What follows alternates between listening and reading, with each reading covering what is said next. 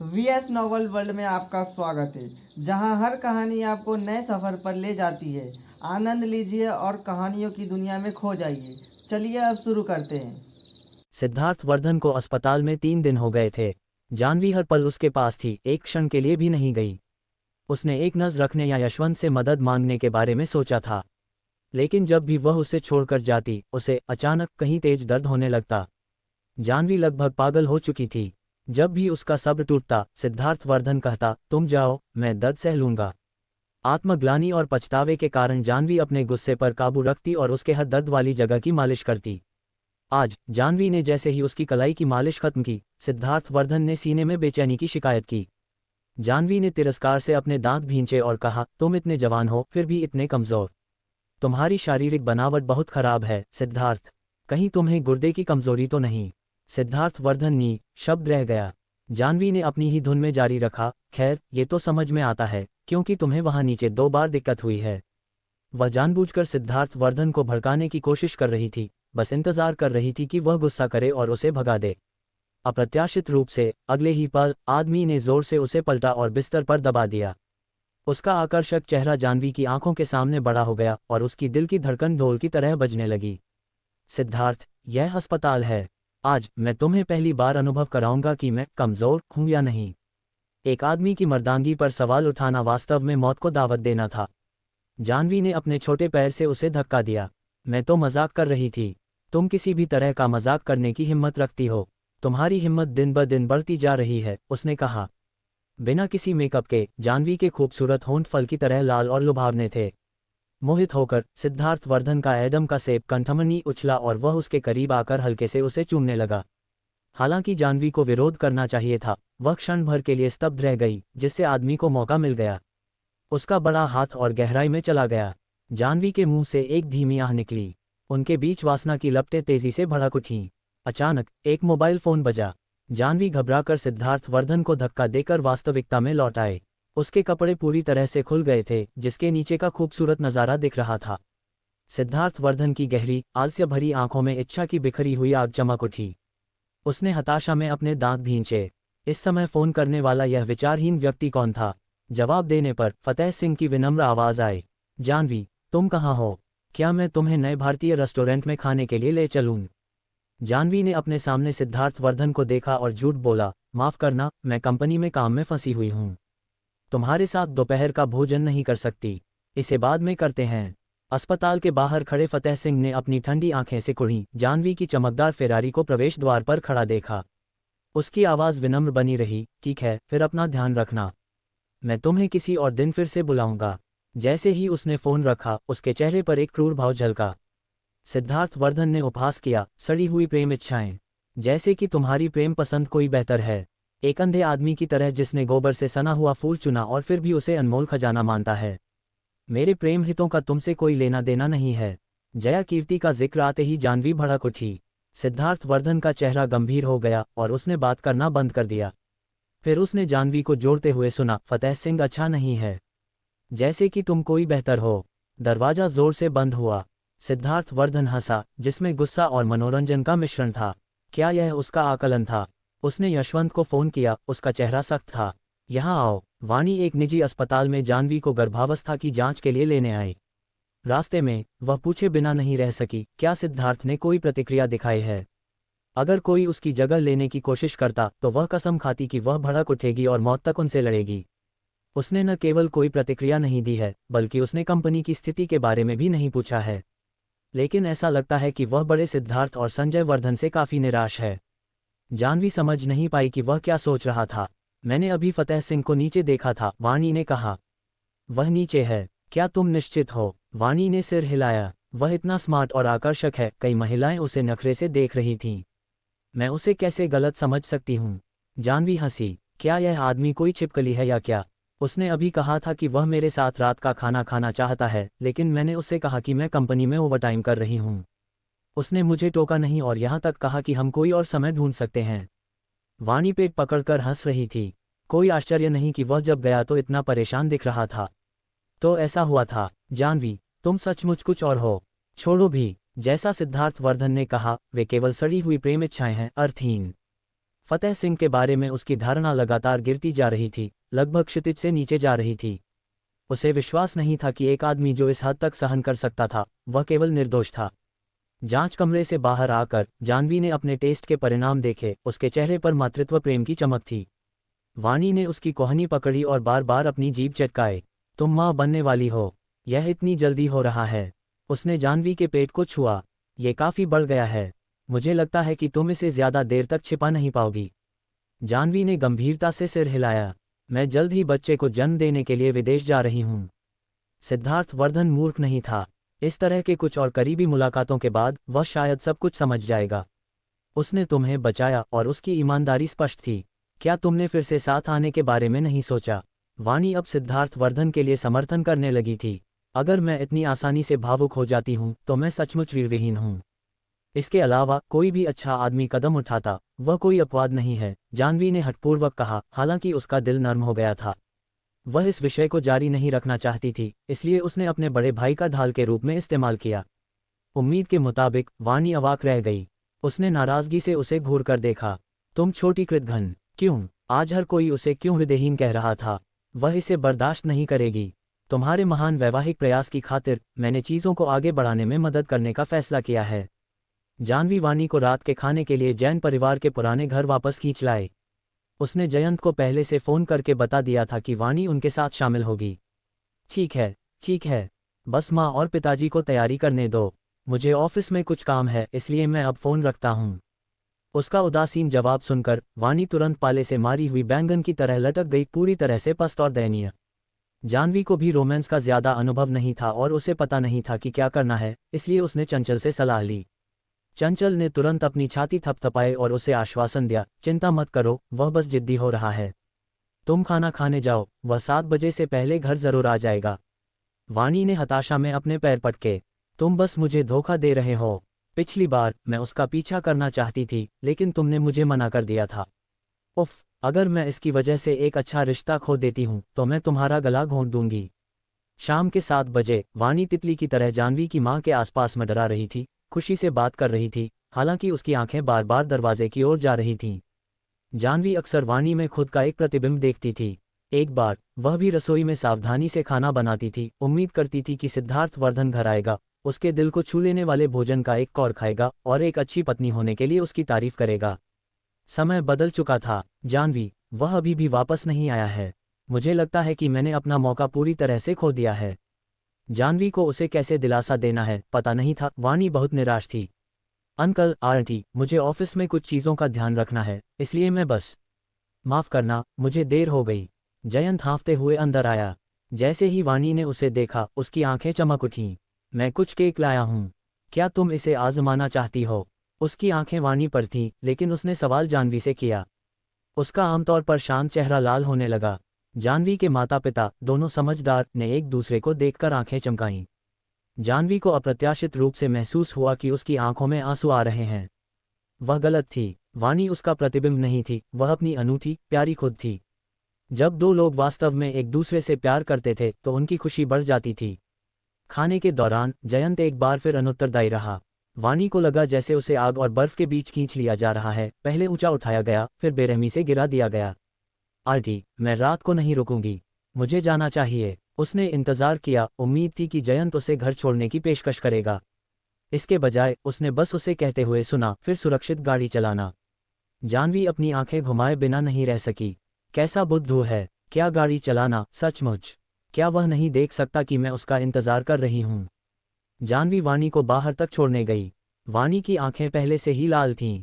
तुम देखती हो, मैं खुद से कहती रहती हूँ कि उम्मीद न रखूं, और फिर वह मुझे उम्मीद करने का एक कारण दे देता है। वह सिसकी, मैं अब कभी उसके साथ परेशान नहीं होंगी। बोलने के बाद वह कार में बैठ गई, फिर अचानक खिड़की नीचे कर दी। क्या तुम मेरे साथ एक ड्रिंक लेना चाहोगी? जाह्नवी के मना करने के डर से उसने जल्दी से जोड़ा, मैं शराब पीऊंगी, तुम संतरे का रस पी सकती हो। और अगर सिद्धार्थ वर्धन तुम्हें फ़ोन करता है तो मैं वादा करती हूँ कि मैं तुम्हें जाने दूंगी। सचमुच, क्या मैं वह औरत हूँ जो एक आदमी के लिए दोस्त को छोड़ देती है? बार के अंदर असंख्य सुंदर पुरुष और महिलाएं थीं, लेकिन कोई भी जाह्नवी और वाणी के दृश्य जितना मनोरम नहीं था। एक परी की तरह तेज थी, दूसरी राजकुमारी की तरह शालीन। उनकी उपस्थिति मात्र ही आंखें खींचने वाली थी। कुछ ढीठ पुरुष पास आए, कूल दिखने की कोशिश कर रहे थे। एक ने मजाक में अपने बाल उलझाए और कहा, नमस्ते सुंदरियों, क्या एक ड्रिंक चाहिए? वाणी ने उसे एक आकर्षक मुस्कान दी। आदमी को लगा जैसे उसका दिल उसकी छाती से बाहर कूदने वाला है। क्या तुम नहीं देख सकते कि हम एक डेट पर हैं? आदमी के चेहरे पर मुस्कान जम गई। उसने अपने मुंह का कोना मरोड़ा, जानवी को देखा, फिर वाणी को। धत, क्या बर्बादी है! वह नाराज होकर चला गया। जानवी वाणी की चतुर रणनीति पर हंस पड़ी। तुम सचमुच कुछ और हो। तुम्हें इसकी आदत हो जाएगी। ये सब मेरे लिए बच्चों का खेल है। वाणी ने सभी प्रकार की मुश्किल परिस्थितियों को आसानी से संभाला। उसके लिए ये कुछ भी नहीं था। वाणी नशे में धुत होने पर अड़ी थी, एक के बाद एक बोतलें पीती जा रही थी जब तक कि उसकी दृष्टि धुंधली न हो गई और उसने बकवास बोलना शुरू नहीं कर दिया। वाणी, जानवी ने उसके चेहरे पर थपथपाया। उफ, मैं इतनी नशे में नहीं हूँ। मैं 10 और बोतलें संभाल सकती हूँ। उसने मेज पर नकदी का एक ढेर पटक दिया। वेटर, और ड्रिंक्स। इस तरह की पतित जगह में पैसा कुछ भी खरीद सकता था। तुम अब और नहीं पी सकती। अगर तुमने और पी तो तुम सचमुच नशे में हो जाओगी। वाणी पूरी तरह से निराश दिख रही थी, बोली, नशे में होना बहुत अच्छा होगा। फिर मुझे उस घटिया आदमी के बारे में सोचना नहीं पड़ेगा। सिसकी, वह इतना मंदबुद्धि क्यों है? मैं यहाँ सबसे ज्यादा भावनात्मक बुद्धिमत्ता वाली हूँ। वह अंधा है, पूरी तरह से अंधा। जब जयंत को जानवी का पता वाला टेक्स्ट संदेश मिला तो वह तुरंत बार की ओर भागा।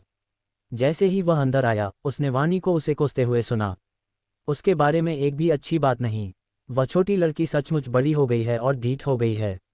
वह तेजी से उसकी ओर बढ़ा। उसे देखकर जानवी ने कहा, भाई, वह तुम्हारी है। मैं जा रही हूँ। उसे जम्हाए आए, वह हाल ही में हर चीज से थक गई थी। ठीक है। जैसे ही वह बाहर निकली, जानवी को आश्चर्य हुआ कि उसका भाई, जो आमतौर पर महिलाओं के आसपास इतना सख्त और अलग थलग रहता था, वास्तव में वाणी को अपनी बाहों में उठा रहा था। उसने अपने होठों को मुस्कान में मोड़ लिया। ऐसा नहीं है कि वह उसे पसंद नहीं करता, उसने सोचा, वह बस डरा हुआ है। जानवी अकेले सड़क पर बिना उद्देश्य के चलने लगी।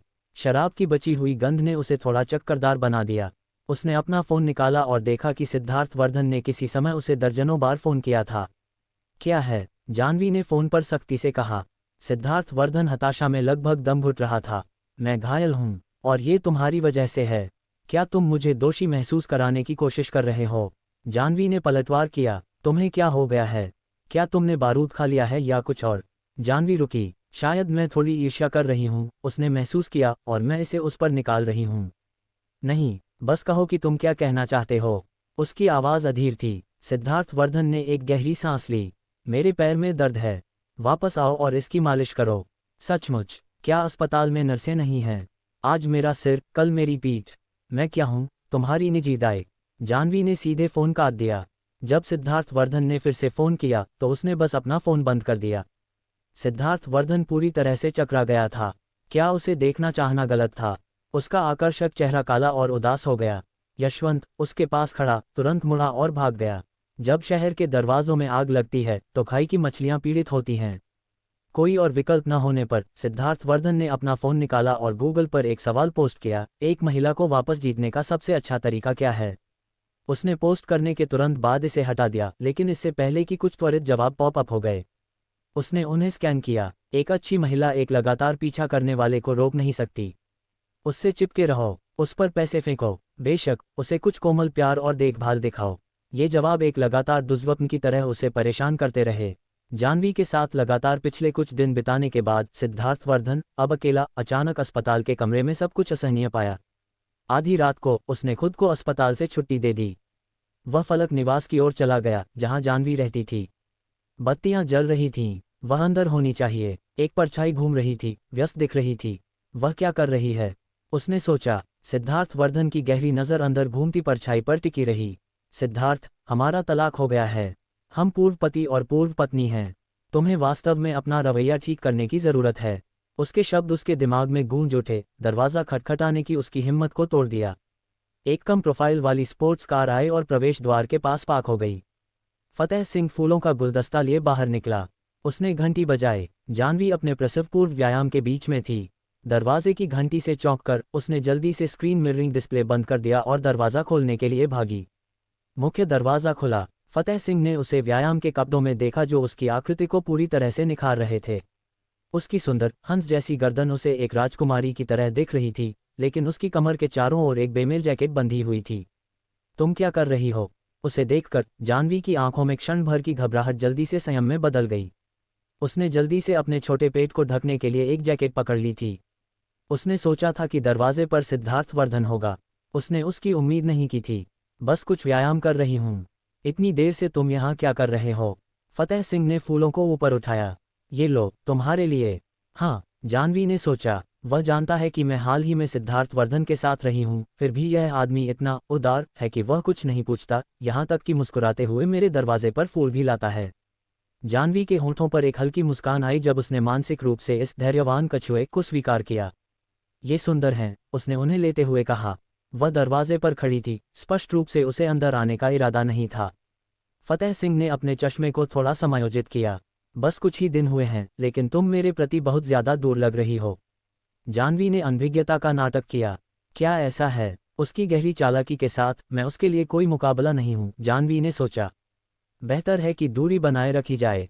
जाह्नवी, तुम अभी इतनी ठंडी हो।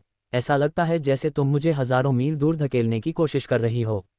यह मुझे थोड़ा डराता है। श्रीमान फतेह सिंह, क्या तुम मजाक कर रहे हो? मैं तुम्हें डराऊं? वह निर्दोष कार्ड खेलने में आश्चर्यजनक रूप से अच्छा है, जाह्नवी ने सोचा। वह बिल्कुल जया कीर्ति जैसा लगता है। अगर उन्होंने कथित तौर पर कभी बातचीत नहीं की होती, तो मुझे संदेह होता कि उन्होंने इस निर्दोष कृत्य पर एक दूसरे को प्रशिक्षित किया है। ठीक है, ऐसा लगता है कि तुम अच्छे मूड में नहीं हो, इसलिए मैं तुम्हें और परेशान नहीं करूंगा, उसने जाने के लिए मुड़ते हुए कहा। लेकिन दरवाजे पर वह रुका और पीछे मुड़कर देखा। जाह्नवी, मैं दूसरे दिन अस्पताल गया था। जाह्नवी चुपचाप उसे देखती रही, उसके जारी रखने का इंतजार कर रही थी। तुम हाल ही में सिद्धार्थ वर्धन के साथ रही हो, मैं जानता हूँ। मैंने सुना है कि वह तुम्हारी वजह से गंभीर रूप से घायल हो गया था। जाह्नवी ने भौं उठाए। वह निश्चित रूप से बहुत कुछ जानता है। मैं तुम्हें पसंद करता हूँ, इसलिए स्वाभाविक रूप से मैं तुम पर ध्यान देता हूँ, फतेह सिंह ने घोषित किया। उसकी आवाज़ गहरे स्नेह से भरी थी।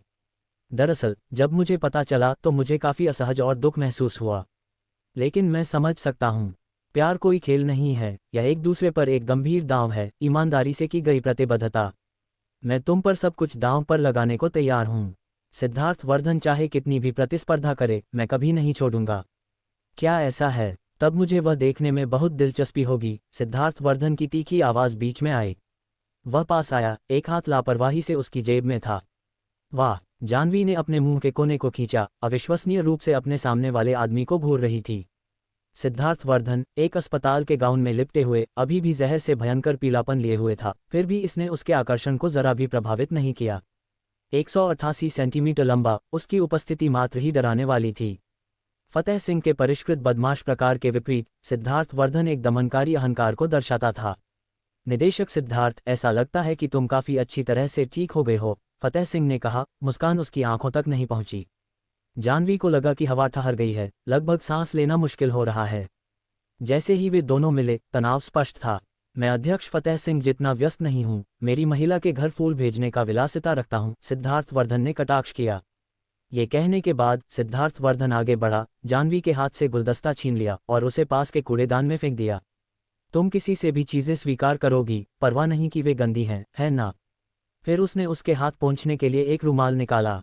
फतेह सिंह का विनम्र चेहरा अपनी शर्मिंदगी को छिपा नहीं सका, क्योंकि उसने अपने गुस्से को नियंत्रित करते हुए अपनी मुठ्ठियां कसकर भींची।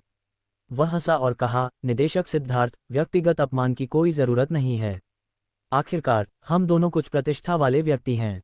क्या तुम्हें नहीं लगता कि तुम्हारा यह व्यवहार थोड़ा बचकाना है? मुझे जो एकमात्र चीज़ बेशर्म लगती है, वह तुम्हारा व्यवहार है। सिद्धार्थ वर्धन ने पलटवार किया। फिर सिद्धार्थ वर्धन ने जाह्नवी को हाथ से खींचा, अंदर गया और दरवाज़ा बंद कर दिया। हरकतें तेज और निर्णायक थीं। बाहर फतेह सिंह का आकर्षक चेहरा एक ठंडी चमक के साथ उदास हो गया। सिद्धार्थ, तुम सचमुच मौत को दावत दे रहे हो? जाह्नवी को जबरदस्ती दरवाजे से दबा दिया गया। सिद्धार्थ वर्धन उसके ऊपर झुका हुआ था। मैंने तुमसे कहा था कि उससे फिर से संपर्क मत करना। ये तुम्हारा काम नहीं है, ज्यादा बड़े मत बनो, उसने डांटा। वह भी उसे बाहर निकालना चाहती थी, लेकिन सिद्धार्थ वर्धन की हरकतें वास्तव में संतोषजनक थीं। उसे धक्का देते हुए जाह्नवी ने तेजी से अपनी कमर पर कोट ढीला किया। डर था कि वह कुछ गलत नोटिस कर लेगा। जल्दी जाओ, यहाँ मत घूमो और मेरी प्रतिष्ठा को नुकसान मत पहुंचाओ। कौन सी प्रतिष्ठा? सिद्धार्थ वर्धन ने अंधेरे में पूछा। उसकी कलाई को जकड़ लिया और उसे वापस अपनी बाहों में खींच लिया। तुम किसी के साथ भी गड़बड़ करने की हिम्मत रखती हो? क्या तुम्हें डर नहीं है कि तुम ये भी नहीं जान पाओगी कि तुम कैसे मर सकती हो? तुम्हें पहले अपनी चिंता करनी चाहिए। फतेह सिंह अभी तुम्हें मरवाना चाहता होगा। जाह्नवी के होंठ हल्के से मुड़े। मैं वास्तव में इसके लिए काफ़ी उत्सुक हूँ। आखिरकार तुम्हारी वर्तमान दुर्दशा के लिए तुम्हें उसे धन्यवाद देना होगा। तुम खुश हो कि मैं कंगाल हूँ? सिद्धार्थ वर्धन ने पूछा। खुश? मैं इतनी कभी उत्साहित नहीं हुई। अतीत में तुम हमेशा ऊंचे पद वाले टाइकून थे और हम बस एक साधारण परिवार के बच्चे थे। हम तुम्हारे स्तर की आकांक्षा नहीं कर सकते थे। तुम लगभग अपनी नाक हवा में रखते थे। इतने सालों तक शादीशुदा उसने कभी इतना उत्साहित महसूस नहीं किया जितना आज किया। तो अगर मैं भविष्य में ऐसा ही रहता हूं तो तुम्हें मुझे मेरे बाकी जीवन के लिए देखभाल करनी होगी। तुम चाहते हो कि मैं तुम्हें रखूं? जाह्नवी ने पूछा। सिद्धार्थ वर्धन ने अपनी भौहें थोड़ी उठाईं। मैं कर सकता हूं, जैसे कि मैं वह चाहूंगी। कोई भी तुम्हारे जैसे दरिद्र सेकंड हैंड माल को नहीं चाहता। मुझे दिलचस्पी नहीं है। ये किस तरह की भाषा है? क्या इस महिला की जीभ और तेज हो सकती है? जाह्नवी ने उसके नर्म स्थान को लक्षित किया। बात यही है, तुम गरीब हो और तुम्हारी पहले ही शादी हो चुकी है। निश्चित रूप से कोई बड़ी बात नहीं। हालांकि तुम्हारा वह चेहरा काफी बाजार योग्य है। शायद मैं तुम्हें वाणी की नई फैशन मीडिया में भेज दूं। ब्लॉगर बनना तुम्हें जीविका चलाने में मदद कर सकता है ना? अपने जीवन में पहली बार सिद्धार्थ वर्धन को एक महिला से आलोचना का सामना करना पड़ा जिसने उसे पूरी तरह से बेकार महसूस कराया। उसके शब्दों ने उसे नाराज कर दिया, जिससे वह हंसा। जाह्नवी, तुम्हारे मुंह को चूमा जाना चाहिए और कभी नहीं छोड़ा जाना चाहिए। दुष्ट। कुछ पहलुओं में वह उसके लिए कोई मुकाबला नहीं थी। उस शाम सिद्धार्थ वर्धन ने रात भर रुकने पर जोर देने की ढिठाई की। जब जाह्नवी ने शारीरिक होने की कोशिश की तो उसने अपने दर्द को बढ़ा चढ़ाकर पेश किया, जिससे उसके पास उसे मेहमान के कमरे में फेंकने के अलावा कोई सहारा नहीं बचा। बस रात भर रुको और कल निकल जाना। भले ही दर्द हो, तुम्हें फिर भी जाना होगा। मेरे पास तुम्हारी देखभाल करने का धैर्य नहीं है। जाह्नवी ने एक गर्वित छोटी राजकुमारी की तरह घोषणा की। दरवाज़ा जोर से बंद कर दिया। सिद्धार्थ वर्धन ने अपनी रात की दिनचर्या समाप्त करने के बाद वह बिस्तर पर लेटा और अपने फ़ोन पर स्क्रीनशॉट ब्राउज करने लगा। एक अच्छी महिला लगातार आदमी से डरती है। इसमें कुछ सच्चाई है। उसने मीठे सपने देखे, अस्पताल की तुलना में कहीं अधिक आरामदायक। जाह्नवी रसोई में नाश्ता बना रही थी। उसने कई बार सिद्धार्थ वर्धन के कमरे में झांका। क्या यह आदमी अपनी नींद में मर गया है या क्या? वह दरवाज़ा खटखटाने वाली थी। आदमी धुंधली आंखों से बाहर आया, थोड़े बड़े पजामा में कपड़े पहने हुए, जिसने उसे दुनियावी आराम की हवा दी। तुम एक सूअर की तरह सोए। क्या तुम अब से आत्मदया में डूबने की योजना बना रहे हो? संजय वर्धन समृद्धि समूह में रैंकों के माध्यम से बढ़ रहा था और अगर चीजें इस तरह जारी रहीं तो इस आदमी के पास जल्द ही वहां कोई जगह नहीं बचेगी। तो बस कुछ दिनों का आराम और तुम शिकायत कर रहे हो कि मैं काम नहीं कर रहा हूं। जाह्नवी, तुम काफी पाखंडी हो। मत भूलो, जब तुम मेरी पत्नी थी तो मैंने तुम्हें कितने समय तक प्रदान किया। जाह्नवी नी शब्द रह गई। वह उसके बारे में भूल गई थी। भले ही सिद्धार्थ वर्धन कोई संत नहीं था और काफी कमीना था, वह अपने पैसे के साथ उदार था और वह वास्तव में उन वर्षों के लिए उसके द्वारा समर्थित थी। उसका तुमसे कोई लेना देना नहीं है, ये दादाजी का काम था। वह उसे कोई श्रेय देने वाली नहीं थी। सिद्धार्थ वर्धन नाराज था। इस महिला के पास हमेशा उसे असहज करने का एक तरीका था। जाह्नवी ने उसके असुविधा में आनंद लिया और जानबूझकर उनके खाते समय अपने फोन पर समाचार जोर से बजाया। एक मीडिया उपस्थिति में संजय वर्धन ने समृद्धि समूह के अध्यक्ष के रूप में अपनी शुरुआत की। उसने कैमरे से वादा किया, कृपया आश्वस्त रहें, समृद्धि समूह की व्यावसायिक स्थिति कभी नहीं बदलेगी। सी परिवार शेयरधारकों को निराश नहीं करेगा और मैं, संजय वर्धन, सभी को निराश नहीं करूंगा। इसके अलावा मैं अपने चचेरे भाई सिद्धार्थ वर्धन की नींव पर औद्योगिक विकास का विस्तार करने के लिए प्रतिबद्ध हूं। समृद्धि समूह एक दूसरी वसंत को गले लगाने के लिए हमारे विकास मॉडल को बदलने पर ध्यान केंद्रित करेगा। समृद्धि समूह को नई ऊंचाइयों पर ले जाएगा। बेशक उसी समय मैं अपने दादाजी को उनके समर्थन के लिए और अपने चचेरे भाई को उनकी समझ के लिए धन्यवाद देना चाहता हूं। वह बोलता रहा जबकि जाह्नवी पूरे समय सिद्धार्थ वर्धन को देखती रही। तुम मुझे क्यों देख रही हो? अपना खाना खाओ। सिद्धार्थ वर्धन ने अपना खाली कटोरा जाह्नवी को दिया। मेरा हाथ अभी तक ठीक नहीं है। जाह्नवी नी शब्द रह गई। इस आदमी का दिल कितना बड़ा हो सकता है। वह अभी भी उसे दिल टूटने और हार मानने का इंतजार कर रही थी। उसे लगा कि वह छुट्टी पर था। जाह्नवी ने खींच से दलिया का कटोरा सिद्धार्थ वर्धन के सामने पटक दिया। आगे बढ़ो, खाओ। जल्द या बाद में तुम संजय वर्धन द्वारा धूल में मिला दिए जाओगे। तुम्हें लगता है कि वह मेरे साथ ऐसा करेगा? तुम्हें लगता है कि वह नहीं करेगा? जाह्नवी ने पलटवार किया। सिद्धार्थ वर्धन चुप हो गया।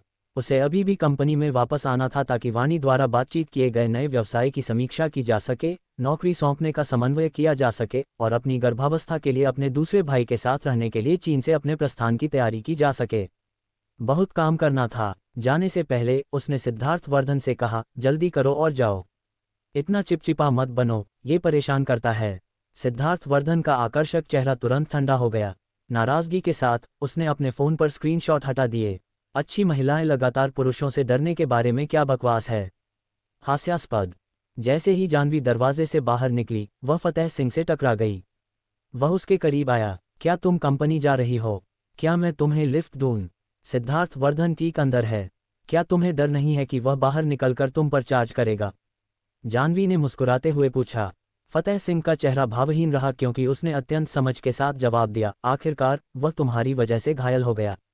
उसकी अतिरिक्त देखभाल करना ही सही है। अगर हम फिर से एक ही बिस्तर पर आ गए तो क्या होगा? फतेह सिंह का आकर्षक चेहरा संयम बनाए रखने के लिए संघर्ष कर रहा था। जाह्नवी जंगली रूप से उसकी सीमाओं को चुनौती दे रही थी। जाह्नवी, तुम उस तरह की इंसान नहीं हो। मैं तुम्हें काफ़ी अच्छी तरह से समझता हूँ, फतेह सिंह ने ईमानदारी से मुस्कुराते हुए कहा। जाह्नवी हंसी, उसे देखते हुए। तुम मुझे बहुत अच्छी तरह से समझते हो। वह वास्तव में देखना चाहती थी कि वह कब तक नाटक कर सकता है। दरवाजे पर खड़े सिद्धार्थ वर्धन ने देखा कि जाह्नवी अंततः फतेह सिंह के साथ चली गई थी। उसने अपनी मुठ्ठियां कसकर भींची और गाड़ी चलाकर चला गया। जैसे ही जाह्नवी कंपनी पहुंची, वाणी ने तुरंत उसे एक भालू के गले लगाने में घेर लिया। उसका आकर्षक चेहरा प्यार की गुलाबी चमक से भरा हुआ चमक रहा था क्योंकि उसने चंचल रूप से जाह्नवी की छाती पर मुक्का मारा। तुम भयानक चीज, तुमने क्यों? मेरी अनुमति के बिना? हम। जाह्नवी के पीछे फतेह सिंह को देखकर उसने जल्दी से अपने बाकी शब्द निगल लिए। नमस्ते अध्यक्ष फतेह सिंह। यह आदमी कोई साधारण चरित्र नहीं था। लोचन को कंपनी में वापस लाने और उसे एक बड़ी परियोजना सौंपने के बाद अफवाहें फैलीं कि वह कुछ अविश्वसनीय सॉफ्टवेयर विकसित कर रहा था और यहां तक कि सैकड़ों अरबों का निवेश भी किया था। सिद्धार्थ वर्धन के अलावा देश में किसी और के पास ऐसी ढिठाई होने के लिए नहीं जाना जाता था। फतेह सिंह ने बस वाणी को स्वीकृति में सिर हिलाया। उसकी आंखें जाह्नवी पर कोमलता से टिकी हुई थीं। अब जब मैं तुम्हें यहाँ सुरक्षित ले आया हूँ तो मैं जा रहा हूँ। वाणी ने अपने होठों को थपथपाया। यहाँ क्या हो रहा है? कुछ गुप्त मकसद होना चाहिए। जाह्नवी ने मुंह बनाया। उसने कहा कि कोई मुझे निशाना बना रहा है और मुझे काम पर आने जाने में सावधान रहने को कहा। उसने कहा कि वह मेरी सुरक्षा सुनिश्चित करने के लिए अब से मुझे काम पर लाएगा और ले जाएगा। हे भगवान! इंद्रधनुष के बादल पर सवार एक राजकुमार, वह कितना विचारशील है, वाणी ने नाटकीय रूप से कहा। तो क्या वह इंद्रधनुष के बादल पर कदम रख रहा है या एक सफ़ेद घोड़े पर सवार है? जाह्नवी ने पूछा। वाणी अजीब तरह से खांसी। वह महत्वपूर्ण नहीं है। बात यह है कि यह आदमी महिलाओं को मोहित करने में बहुत अच्छा है। मैं लगातार प्रयास से डरती हूँ, जैसे पत्थर के माध्यम से पानी टपकना। मेरे बारे में बात करना बंद करो। जाह्नवी फतेह सिंह को बिल्कुल भी गंभीरता से नहीं ले रही थी। लगता है कि तुम्हें आखिरकार वह मिल गया जो तुम चाहती थी। अप्रत्याशित रूप से पकड़े जाने पर वाणी का चेहरा लाल हो गया। तुम क्या बकवास कर रही हो? अगर यह इतना आसान होता। जब वह उस सुबह उठी तो उसने खुद को एक होटल के कमरे में पाया। उसके कपड़े अस्त व्यस्त थे। उसने सोचा कि उसने नशे में कुछ अनुचित किया था, लेकिन फिर उसने सोफे पर जयंत को लेटा हुआ देखा। उसे हिलते हुए सुनकर वह तुरंत उठा और पूछा कि क्या उसे कहीं भी अस्वस्थ महसूस हो रहा है। उस क्षण वाणी को लगा जैसे वह दुनिया की सबसे खुश महिला थी। हालांकि दूसरे विचार पर चूंकि वास्तव में कुछ भी नहीं हुआ था, ऐसा लगा कि वह काफी दुर्भाग्यशाली थी। लेकिन यह अभी भी एक महत्वपूर्ण कदम आगे था। कम से कम जयंत रुका था। इसने साबित कर दिया कि वह अभी भी उसकी परवाह करता था। उन्होंने नाश्ता भी एक साथ किया और उसके हैंगओवर के कारण वह उसे काम पर छोड़ गया। क्या इसका मतलब यह नहीं है कि बड़ा भाई तुम्हें काम के बाद भी उठाएगा? वाणी ने अपने होठों को दबाया, सिसकते हुए। वह शायद करेगा। जाह्नवी ने अपने हाथ वाणी के कंधों पर रखे और ईमानदारी से कहा, तब मैं इस मंदबुद्धि भाई को प्रशिक्षण के लिए तुम्हें सौंपती हूँ। मुझसे शिष्टाचार दिखाने की जरूरत नहीं है, छोटी भाभी। वाणी चिल्लाए, फिर से कहो, मैं इसे सुनना चाहती हूँ। जाह्नवी ने अपना हाथ बढ़ाया। चैनल ने जो नया डिस्प्ले कैबिनेट हासिल किया है वह वास्तव में अच्छा है। मुझे लगता है कि अद्वितीय को उसके ठीक बगल में एक प्रमुख स्थान मिलना चाहिए। हाँ, निश्चित रूप से। मैं तुरंत किसी को इसे व्यवस्थित करने के लिए कहूंगी। उत्तम। जाह्नवी ने एक अविश्वसनीय रूप से सफल सौदा किया था। वे दोनों खुशी से व्यवसाय पर चर्चा करने के लिए अंदर गए। उसके बाद कर्मचारियों को दोपहर की छुट्टी दी गई। कर्मचारियों ने जयकारा लगाया, हमारी बॉस कमाल की है। जाह्नवी की मां ने फोन किया। जानवी, थोड़ी देर के लिए घर आओ।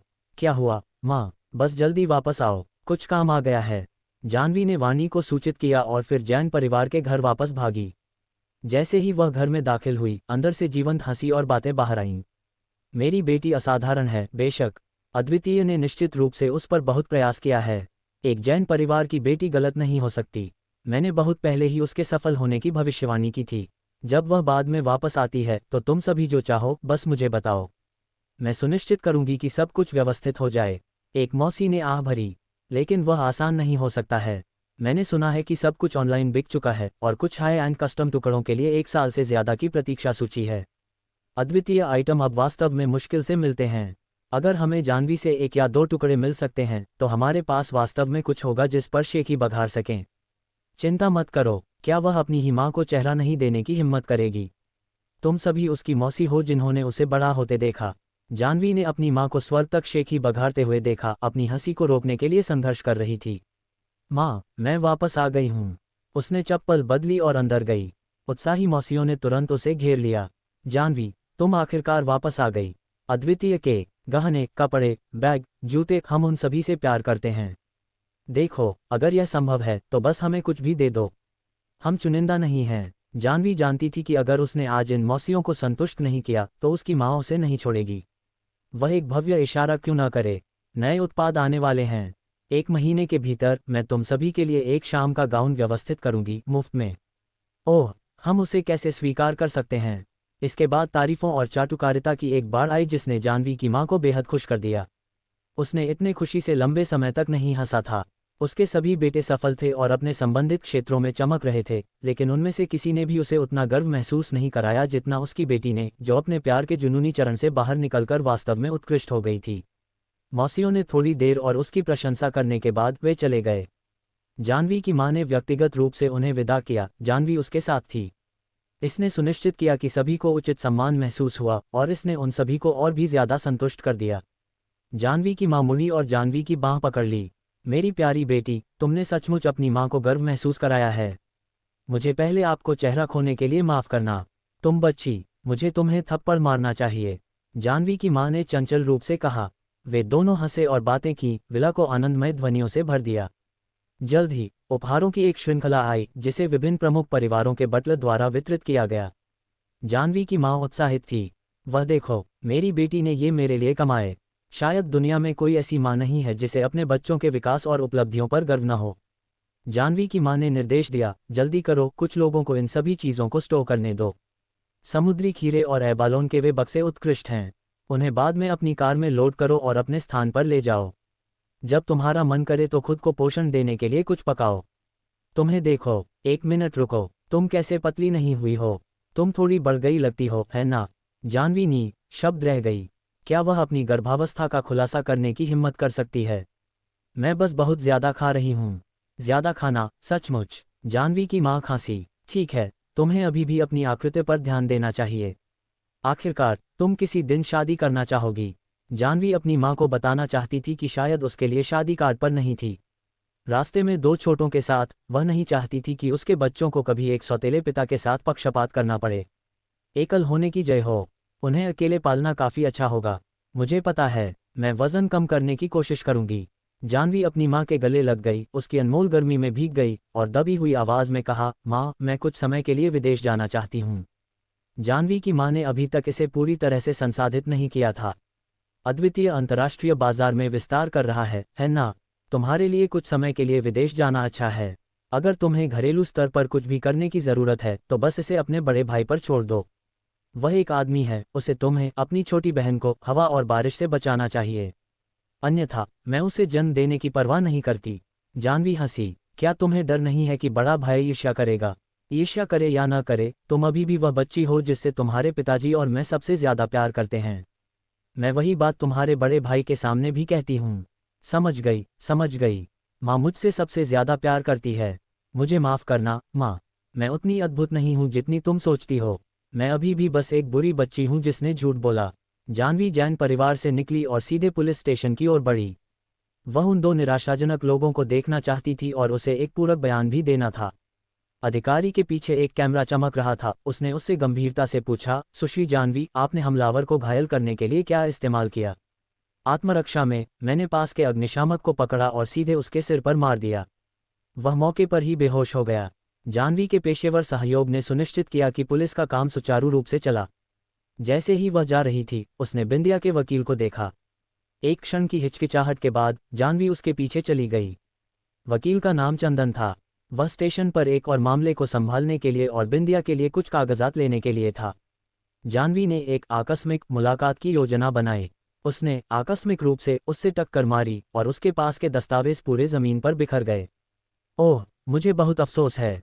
मुझे उन्हें लेने दो, जानवी ने कहा। हालांकि चंदन जल्दी से झुक गया, घबराया हुआ, बिखरे हुए कागजात इकट्ठा किए और उन्हें उसे सौंप दिया। ये देखकर कि यह कौन था, उसने थोड़ा माथे पर शिकन डाली। सुश्री जानवी, तुम यहाँ क्या कर रही हो?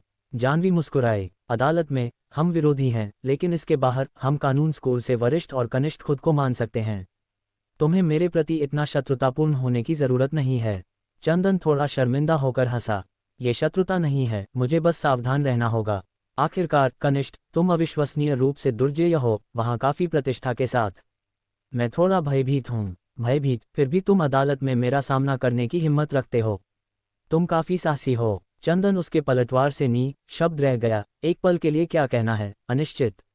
जानवी मुस्कुराए। उसकी मुस्कान उस पल की तरह थी जब एक बर्फ से ढका पहाड़ पिघलता है। उसकी सुंदरता पूरी दुनिया को चकाचौंध कर देती है। चंदन क्षण भर के लिए मोहित हो गया। कैंपस की सुंदरता वास्तव में अपने नाम तक रहती है। वह लुभावनी, चौंकाने वाली रूप से सुंदर है। हम शायद ही कभी मिलते हैं। मुझे आपको एक भोजन के लिए इलाज करने दें, वरिष्ठ। इसे परिचित होने का मौका माने। जानवी ने अपना हाथ बढ़ाया। चंदन ने इसे संक्षेप में छुआ, इसे अब और पकड़ने की हिम्मत नहीं की। सूक्ष्म सुगंध जो उसके हर आंदोलन के साथ उससे निकलती लगती थी, उसके मुंह को सूखा देती थी और चंदन अब उसकी शानदार आंखों से मिलने की हिम्मत नहीं करता था। खैर, शायद हमें एक साथ नहीं खाना चाहिए। आखिरकार मैं प्रतिवादी का वकील हूं और तुम वादी हो। अगर हमें खोजा गया तो यह अच्छा नहीं लगेगा। वह सच है, मैं तब जोर नहीं दूंगी।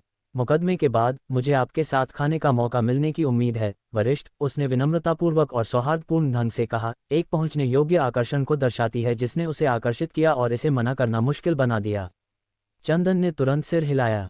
जरूर, बेशक। दरअसल वरिष्ठ, मुझे कुछ कहना है, लेकिन मुझे यकीन नहीं है कि मुझे कहना चाहिए या नहीं, उसने चिंतित दिखते हुए कहा। चंदन, उत्सुक, ने संकेत दिया, आगे बढ़ो। बिंदिया स्पष्ट रूप से एक जबरन वसूली योजना स्थापित कर रही है।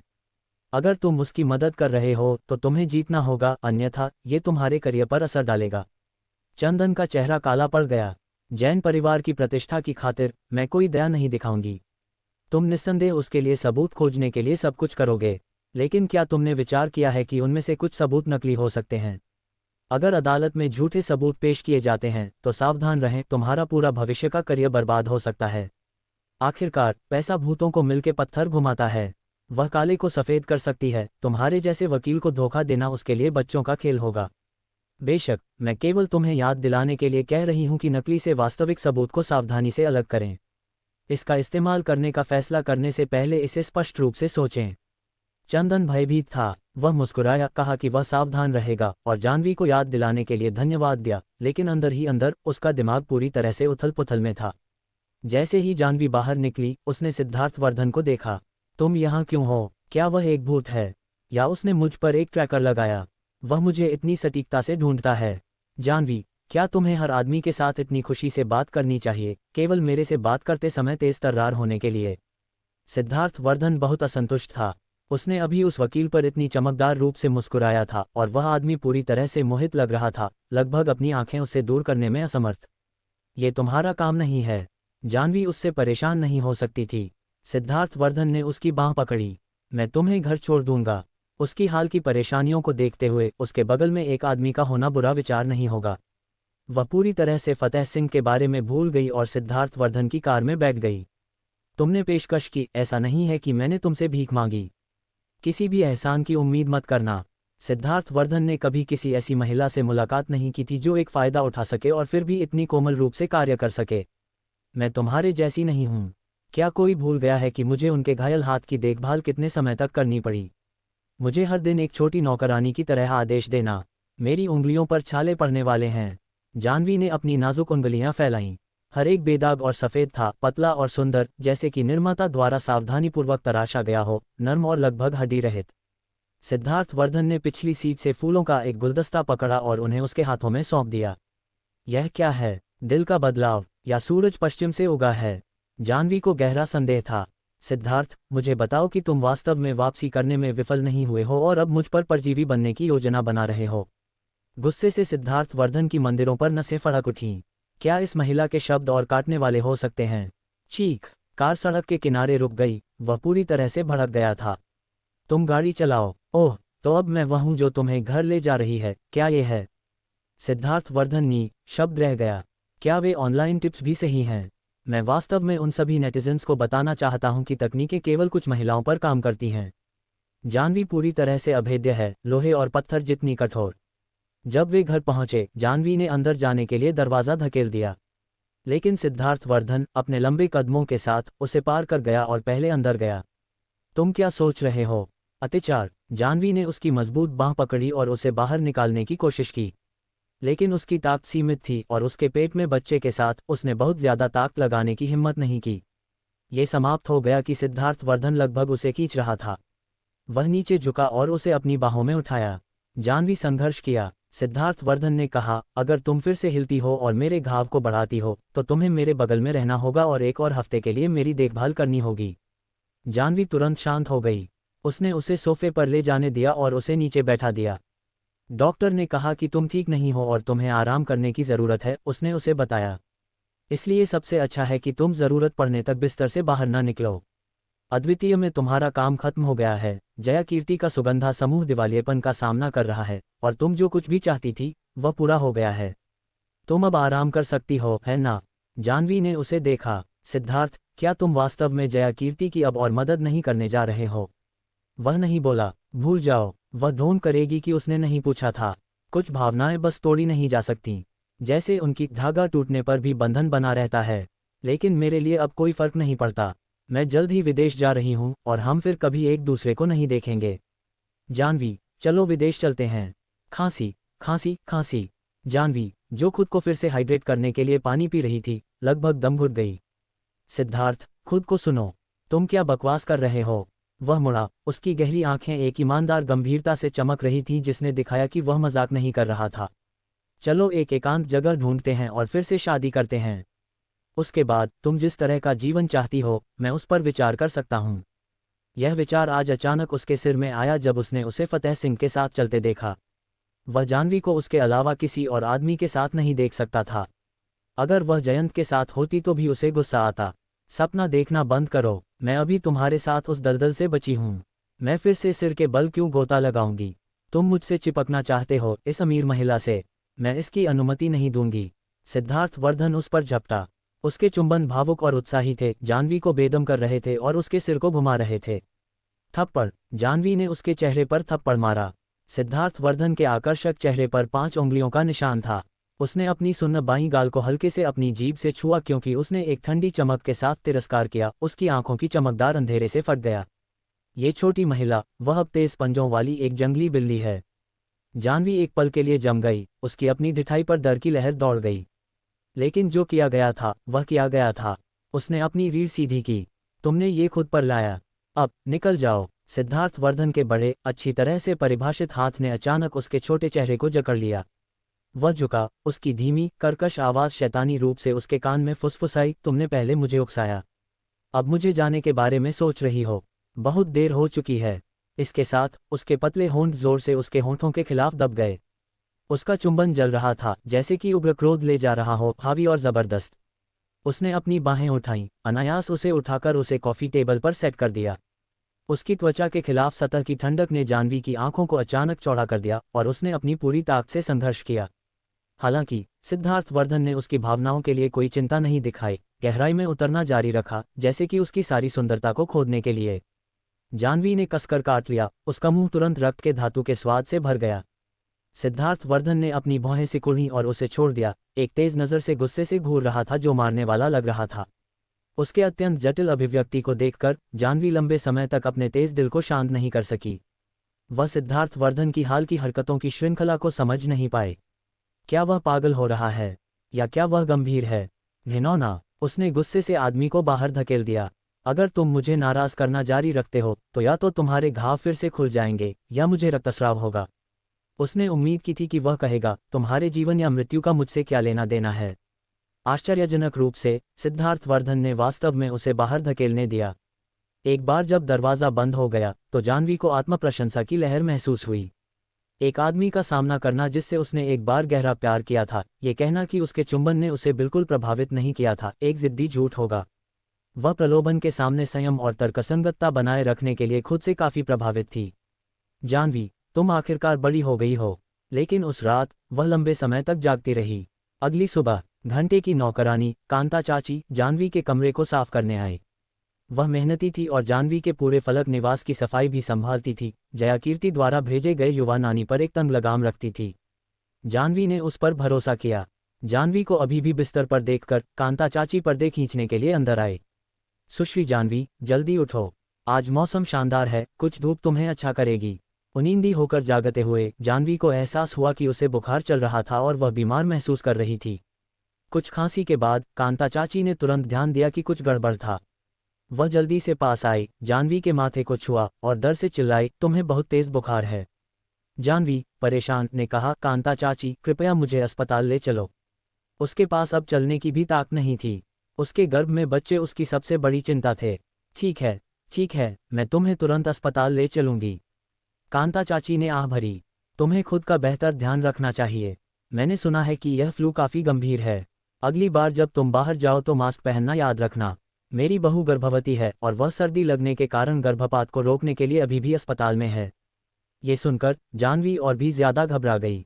जल्दी करो, चलो चलते हैं। कांता चाची हंसी, तुम गर्भवती नहीं हो, डरने की जरूरत नहीं है। जाह्नवी, वह लगभग दरवाजे की ओर उड़ गई। कांता चाची तेजी से उसके पीछे भाग रही थी। सुश्री जाह्नवी, तुम इतनी जल्दी क्यों कर रही हो? जैसे ही दरवाज़ा खुला जाह्नवी को चक्कर की एक लहर महसूस हुई और वह लगभग लड़खड़ा गई। एक लंबी बांह बाहर पहुंची, उसे घेर लिया। आदमी की सुखद ओस भरी सुगंध ने उसे आश्चर्यचकित कर दिया। अपनी आंखें उठाकर उसने सिद्धार्थवर्धन के मनमोहक रूप से आकर्षक चेहरे को देखा। तुम यहाँ क्यों हो? जाह्नवी घबरा गई थी। उसे देर से एहसास हुआ, क्या यह आदमी गया नहीं था? क्या वह रात भर नीचे रुका था? तभी कांता चाची बाहर भागी। सुश्री जाह्नवी, क्या तुम गर्भवती हो? उसकी आवाज़ कम हो गई क्योंकि उसकी आंखें सिद्धार्थवर्धन के सख्त चेहरे पर टिकी थीं।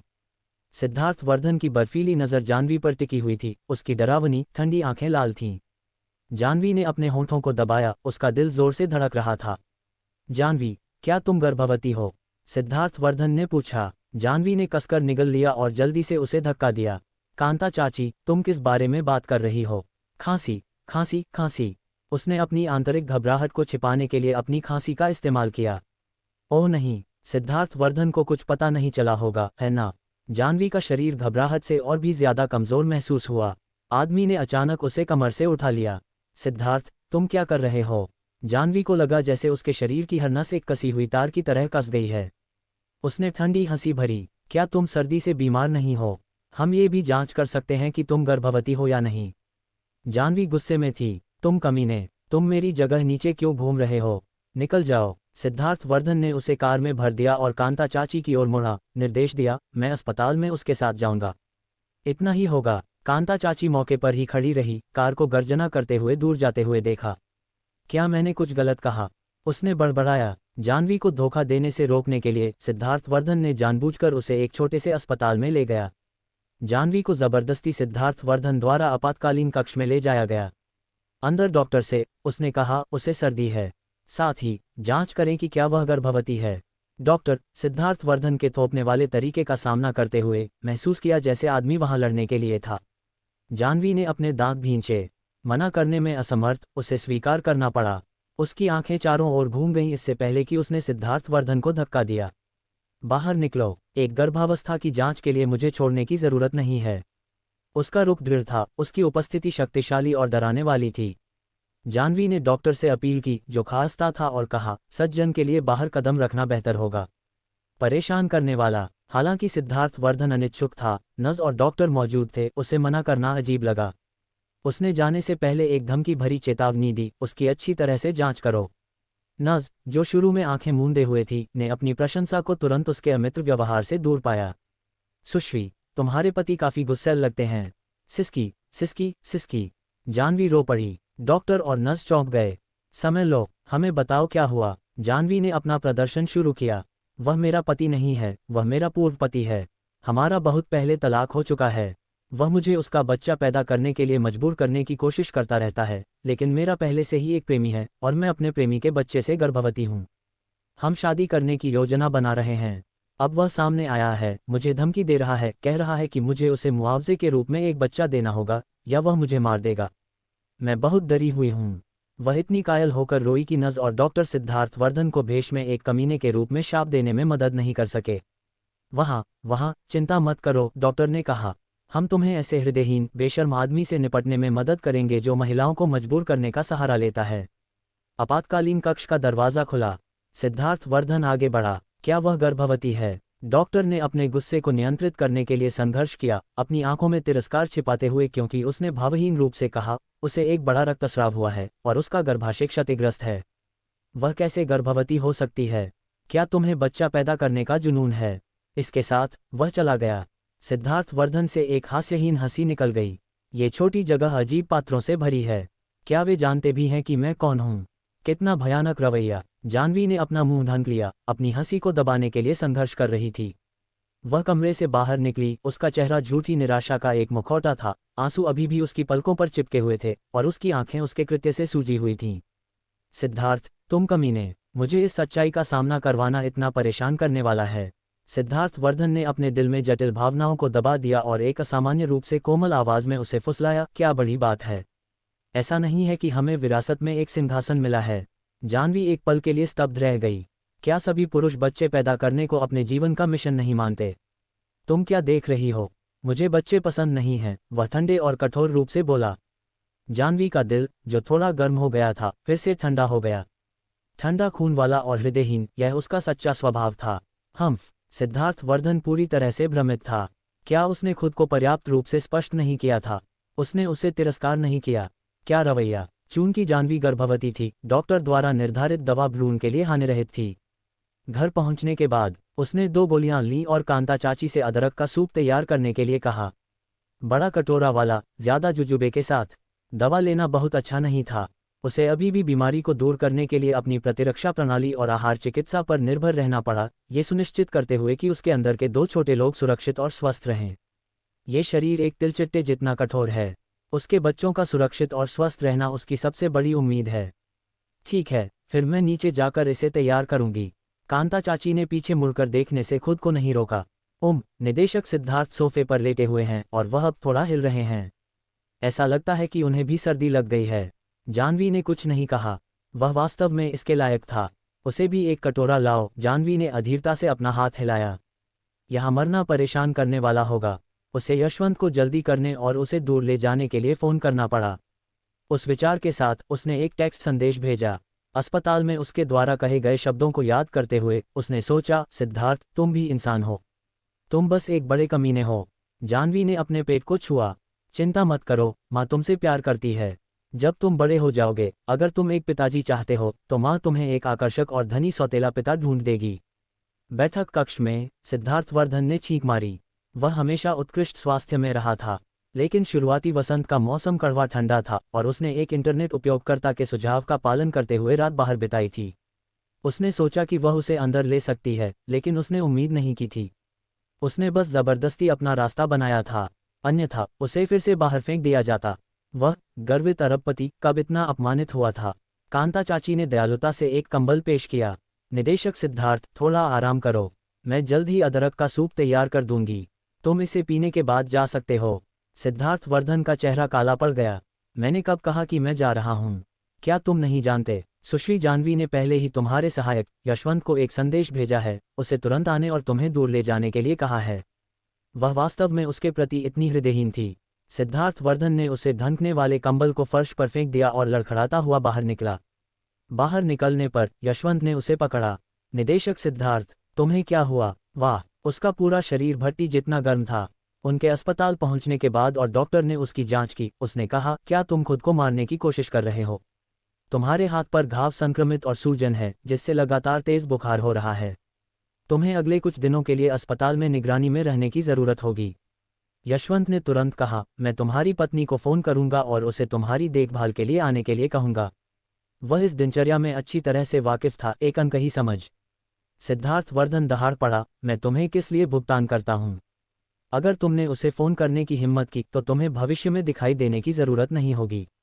यशवंत स्तब्ध रह गया। आखिर क्या हुआ था? जिस पल बॉस को अपनी भावनाओं का एहसास हुआ वह निश्चित रूप से इस स्थिति में नहीं था। बावजूद इसके उसने जल्दी से अपना फ़ोन रख दिया। मैं तुम्हें कुछ पानी डालूंगा। अंत में यशवंत ने जाह्नवी को बताने की हिम्मत नहीं की। जाह्नवी ने सोचा कि एक बार जब सिद्धार्थ वर्धन अस्पताल में इलाज खत्म कर लेगा तो वह अपने मूल जीवन में लौट आएगा। वे दोनों समानांतर रेखाएं होंगे जो कभी प्रतिच्छेद नहीं करतीं। वह काफ़ी अच्छा लगा। वह आखिरकार चला गया। जीवन अचानक उजाड़ महसूस हुआ। उसके परेशान किए बिना ऐसा लगा जैसे कुछ याद आ रहा था। कांता चाची ने उसकी उदासी को नोटिस किया। अगर तुम किसी को पसंद करती हो तो उसके लिए जाओ। कोई भी तुम्हारा खड़े रहने का इंतजार नहीं करेगा, खासकर अच्छे पुरुष। वे उच्च मांग में हैं। फिर अच्छी महिलाओं के बारे में क्या? जाह्नवी ने पलटवार किया। कांता चाची का हाथ दलिया निकालते समय रुका। और भी ज्यादा मांग में। जाह्नवी हंसी। घंटी बजी। दरवाज़ा बजा। फतेह सिंह एक छोटा केक और ताज़े फूलों का एक गुच्छा हाथ में लेकर अंदर आया। मैंने सुना कि तुम्हें सर्दी लग गई है, इसलिए मैं खास तौर पर मिलने आया। तुम कैसा महसूस कर रही हो? अब बेहतर। वह हमेशा एक सज्जन की तरह खुद को ले जाता था, एक परिष्कृत आदमी की आकर्षक छवि, उसके विद्वानों के चश्मे के पीछे उसकी मनमोहक आंखें। जाह्नवी मुस्कुराए। बहुत बेहतर, फूलों के लिए धन्यवाद। वह सिद्धार्थ वर्धन के साथ इतने लंबे समय तक रही थी लेकिन उसे कभी इतने सुंदर फूल नहीं मिले थे। फतेह सिंह में निश्चित रूप से अच्छा स्वाद था, जो है एंड गुलदस्ते और उसके अंतहीन मीठे कुछ भी नहीं से स्पष्ट था। ये बस दुर्भाग्यपूर्ण है कि मेरी सर्दी ब्रोंकाइटिस में बदलने के बाद मुझे फूलों की गंध पसंद नहीं है। उसने फूलों को उसकी ओर धकेल दिया। फतेह सिंह ने फूल लिए और उन्हें कांता चाची को सौंप दिया। कृपया इन्हें फेंक दें। जाह्नवी किसी भी महिला से अलग थी जिससे वह मिला था। वह रोमांस से अलजी लगती थी, लेकिन वह ठीक था। फतेह सिंह ने एक और उत्तम बॉक्स निकाला, इसे खोलकर एक आश्चर्यजनक हीरे का हार प्रकट किया। मैंने एक व्यापार यात्रा के दौरान एक नीलामी में यह हार देखा और ये तुम्हें इतना पूरी तरह से सूट करता था, मुझे तुम्हें देने के लिए बोली लगानी पड़ी। क्या तुम्हें ये पसंद है? आखिरकार गहने को कौन मना कर सकता है ना? जाह्नवी ने सिर हिलाया। मुझे लगता है कि यह शुद्ध और सुरुचिपूर्ण शैली मेरे लिए भी उपयुक्त नहीं है। ऐसा लगता है श्रीमान फतेह सिंह, तुम मुझे वास्तव में नहीं समझते। क्या ऐसा है? लेकिन तुम्हारी माँ ने कहा कि यह बहुत सुंदर था। दरअसल यह एक माँ बेटी सेट है। फतेह सिंह ने एक छोटा टुकड़ा खोला, एक छोटे से अर्धचंद्र आकार का खुलासा किया। सूरज और चंद्रमा एक साथ चमकते हैं। सूरज तुम्हारी माँ के हाथों में है। जाह्नवी ने अपनी उंगलियां कसी। धिक्कार है माँ को फिर से उसकी पीठ के पीछे उपहार स्वीकार करना। यह ऐसा था जैसे वह अपनी ही बेटी को बेचने की कोशिश कर रही थी। मुझे वास्तव में अफसोस है। इस गहने की कितनी लागत आए? मैं तुम्हें राशि हस्तांतरित कर दूंगी, उसने अपना फ़ोन निकालकर कहा। फतेह सिंह ने उसकी कलाई पकड़ ली। जाह्नवी, क्या तुम्हें मेरे साथ इतना दूर होना ज़रूरी है? क्या तुम्हें मुझसे शादी करनी ज़रूरी है? जाह्नवी ने पलटवार में पूछा। बेशक। फतेह सिंह ने उसे भावुक रूप से देखा, जैसे कि वह उसके माध्यम से एक छेद जला सकता था। जाह्नवी कांप उठी। मेरा शादी की वह कब्र में कदम रखने का कोई इरादा नहीं है। अगर तुम उन शेयरों के बाद हो जिनका मेरे पिता ने वादा किया था, तो मुझे डर है कि मुझे तुम्हें निराश करना होगा। तुम मुझे किस तरह का आदमी बना रही हो? फतेह सिंह के आकर्षक चेहरे पर गुस्से की एक झिलमिलाहट दौड़ गई। ये पहली बार था जब जाह्नवी ने उस पर उसकी सामान्य विनम्र जुनून के अलावा कोई अभिव्यक्ति देखी थी। जाह्नवी, मैं तुम्हें पसंद करता हूं कि तुम कौन हो। इसका तुम्हारे पारिवारिक पृष्ठभूमि से कोई लेना देना नहीं है, नहीं तुम्हारे पिता तुम्हें जो शेयर देना चाहते हैं। अगर तुम्हें लगता है कि मैं कोई घिनौना और बेशर्म खलनायक हूं, तो या तो तुम मुझे गलत समझ रहे हो, या शायद मैंने पर्याप्त रूप से अच्छा प्रदर्शन नहीं किया है। उसकी आँख पहले से अलग थी, भावुक नहीं बल्कि शांत और संयमित, एक गहरे पूल की तरह। उसने अब सिद्धार्थ वर्धन के समान एक दबंग और बेहतर दबाव प्रदर्शित किया। दरअसल मैं हमेशा से नाटक कर रहा हूँ। जाह्नवी ने सोचा, आखिरकार अपने पत्ते मेज पर रखना, अब और अभिनय नहीं। वह अच्छा है। तुम्हारा समर्पण मुझे ऐसा महसूस कराता है कि मैं उल्टी करना चाहती हूँ। वह उसकी भावनाओं को बख्श रही थी। फतेह सिंह ने अपनी नाक को छुआ और मुस्कुराया। लेकिन तुम्हारे लिए मेरा स्नेह वास्तविक है। मैंने बस कभी डेटिंग नहीं किया, महिलाओं के साथ करीबी नहीं रहा, इसलिए मैंने ऑनलाइन थोड़ा सीखा और कुछ दोस्तों से सलाह मांगी। शायद तुम्हें यह असहज लगता है और इसलिए तुमने मुझे अस्वीकार कर दिया। उसके लिए मैं माफ़ी मांगता हूँ। अब से मैं बस खुद रहूंगा और ईमानदारी से तुम्हारा पीछा करूंगा। उम्मीद है कि तुम मुझे एक और मौका दे सकती हो। जाह्नवी को लगा कि उस क्षण में वह ईमानदारी का संकेत ले गया था। क्या सिद्धार्थ हाल ही में तुम्हारा पीछा कर रहा है? जाह्नवी अनिर्णायक थी और जवाब नहीं दिया। मैं देखता हूं कि तुम उसे पूरी तरह से काटने के लिए बहुत दृढ़ हो, ठंडा और हृदयहीन। मैंने उसे इतना दयनीय कभी नहीं देखा। पूरी रात नीचे इंतजार कर रहा था। अब वह अभी भी अस्पताल में आईवी तरल पदार्थ प्राप्त कर रहा है। ईमानदार होने के लिए एक प्रतिद्वंद्वी के रूप में ये काफ़ी संतोषजनक है। जाह्नवी ने उसे देखा और हंस पड़ी। क्या तुम मध्यस्थता करने की कोशिश कर रहे हो या क्या तुम ब्रेकअप की वकालत कर रहे हो? बेशक, मैं ब्रेकअप की वकालत कर रहा हूँ। अगर तुम मुझसे पूरी तरह से अलग होना चाहती हो तो तुम मेरे साथ फिर से रहने का चुनाव कर सकती हो। अगर मैं मना कर दूं तो क्या होगा? फतेह सिंह ने एक हाथ से अपनी थोड़ी को सहारा दिया, सोचने का नाटक किया। तुम मना नहीं करोगी। चंचल सिद्धार्थ वर्धन के लिए कोई मुकाबला नहीं है और जोहेब बस एक मामूली हस्ती है। भले ही उसके पीछे कुछ अनकहे समर्थक हों, उसकी क्षमताएं और प्रभाव अभी भी सिद्धार्थ वर्धन से बहुत कम हैं, जिसने वर्षों से व्यापार जगत पर हावी रहा है। केवल मैं ही इस समय तुम्हें उसके बगल से चुराने में सक्षम हूं। सिद्धार्थ वर्धन पहले ही समृद्धि समूह खो चुका है। मैं उसे पार करने के लिए किसी भी आदमी को ढूंढ सकती हूं। क्या तुम उसे थोड़ा ज्यादा नहीं आंक रहे हो? जाह्नवी ने टटोला। उसने महसूस किया कि फतेह सिंह के शब्दों में और भी बहुत कुछ था। एक कनखजूरा मर सकता है, लेकिन वह अभी भी हिलता है। मुझे विश्वास नहीं है कि वह वास्तव में नीचे और बाहर है। जाह्नवी ने सिर हिलाया। वह निश्चित रूप से कुछ कर रहा है। मेरे लिए एक एहसान करो और उसे खत्म कर दो। क्या तुम वास्तव में इतनी निर्मम और हृदयहीन हो? फतेह सिंह की आंखों में आश्चर्य झलका। जाह्नवी ने जल्दी से पकड़ा, निर्दोषता का नाटक करते हुए। मैंने उसे इतने सालों तक एक मूर्ख की तरह प्यार किया, क्या तुमने नहीं सुना? एक आदमी के लिए जो मुझसे प्यार नहीं करता और केवल मुझे रखना चाहता है, मैं उसे हड्डी तक घृणा करती हूँ। मुझे तुम्हारी भावना पसंद है, प्यार और नफरत में बोल्ड। जाह्नवी में फतेह सिंह की रुचि बढ़ रही थी। अब और नाटक नहीं करना। वह छाया में छिपे एक जंगली जानवर की तरह था, किसी भी पल झपटने और मारने के लिए तैयार। जाह्नवी ने अपने मुंह के कोने को खींचा, एक सपाट इनकार के साथ उसे नाराज करने से बचते हुए केवल ये कहकर देरी की, मैं इस पर विचार करूंगी। फतेह सिंह के जाने के बाद वाणी आ गई। आदमी को देखकर उसका गपशप प्रेमी दिल तुरंत प्रज्वलित हो गया। जाह्नवी ने कुछ भी नहीं छिपाया और उसे सब कुछ बताया जो अभी हुआ था। वह आदमी, ये स्पष्ट है कि वह बस चाहता है कि तुम सहमत हो जाओ ताकि वह तुम्हें पहले छीनने के लिए निकटता का फायदा उठा सके। कौन जानता है? जाह्नवी ने जोर से सोचा, लेकिन उसने एक बात कही जो बहुत सच है। वाणी ने माथे पर शिकन डाली। कौन सी बकवास लाइन कि सिद्धार्थ वर्धन शायद इतनी आसानी से हार नहीं मानेगा। जाह्नवी जितना ज्यादा इसके बारे में सोचती थी, उतना ही उसे महसूस होता था कि सिद्धार्थ वर्धन का पतन बहुत अचानक हुआ था। एक विशाल पहाड़ की तरह जो सूरज और चंद्रमा को ग्रहण कर सकता था, अचानक ढह गया। ये काफी असली था। छोड़ो भी, जब तक वह फिर से उठता है तब तक संजय वर्धन ने समृद्धि समूह को पूरी तरह से फिर से बना दिया होगा। उसके लिए अब और कोई जगह नहीं होगी। मुझे जो नवीनतम खबर मिली है वह यह है कि संजय वर्धन ने सी परिवार के बुजुर्गों को बुलाया है और सिद्धार्थ वर्धन को परिवार से निकालने की योजना बना रहा है। वह आदमी भयानक रूप से पाखंडी है। सतह पर वह सिद्धार्थ वर्धन की रक्षा करता है, लेकिन उसकी पीठ के पीछे वह सभी प्रकार की गुप्त चालें चलता है। इस बार सिद्धार्थ वर्धन बड़ी मुसीबत में है। जाह्नवी अचानक खड़ी हो गई। जब दादाजी दूर हैं तो क्या वे वास्तव में सोचते हैं कि वे दुनिया को उल्टा कर सकते हैं? वाणी ने उसे खाली देखा। जाह्नवी ने तेजी से अपने बालों में अपनी उंगलियां घुमाईं, पागलपन से अपनी प्रतिक्रिया को छिपाने की कोशिश कर रही थी। मैं उसकी चिंता नहीं कर रही हूँ। मुझे बस लगता है कि संजय वर्धन जो कर रहा है वह बहुत दूर जा रहा है। कोई फर्क नहीं पड़ता, वे चचेरे भाई हैं। सिद्धार्थ वर्धन वर्षों से अपने समर्थन के साथ कंजूस नहीं रहा है। अन्यथा संजय वर्धन एक मृत पिता और एक पुनर्विवाहित मां की अपनी शर्मनाक स्थिति के साथ सी परिवार में कैसे पनप सकता था? अपने पिछले जीवन में संजय वर्धन ने कभी ऐसी अपमानजनक चीजें नहीं की। वह हमेशा सिद्धार्थ वर्धन के प्रति वफादार रहा, गुप्त रूप से जया कीर्ति की प्रशंसा करता रहा। मैंने कभी कल्पना नहीं की थी इस जीवन में सब कुछ पूरी तरह से बदल जाएगा। अचानक सिद्धार्थ वर्धन के शब्द उसके दिमाग में चमक उठे। मैंने इतने सालों तक समृद्धि समूह को जबरदस्ती बनाए रखा है, सी परिवार के कुछ सदस्यों को काफी नाराज किया है। कुछ चीजें सतह पर जितनी सरल नहीं हैं। मैंने सी परिवार के लिए गौरव लाया है, फिर भी उन्हें मुझे हड्डी तक नफरत करने के लिए भी बनाया है। दादाजी के अलावा इन सभी वर्षों में तुमने किसे देखा है जिसने वास्तव में मेरी परवाह की है? जाह्नवी की उंगलियों ने कड़ा कर दिया। मैं संजय वर्धन को इससे फायदा नहीं उठाने दे सकती। समृद्धि समूह बिल्कुल उसके हाथों में नहीं आ सकता। वाणी ने अपनी जीभ चटकाए। मुझे लगता है जैसे तुम्हें वास्तव में उसके लिए अफसोस महसूस होता है। बकवास। संजय वर्धन का बड़ा और मजबूत होना तुम्हारे या मेरे लिए कोई लाभ नहीं है।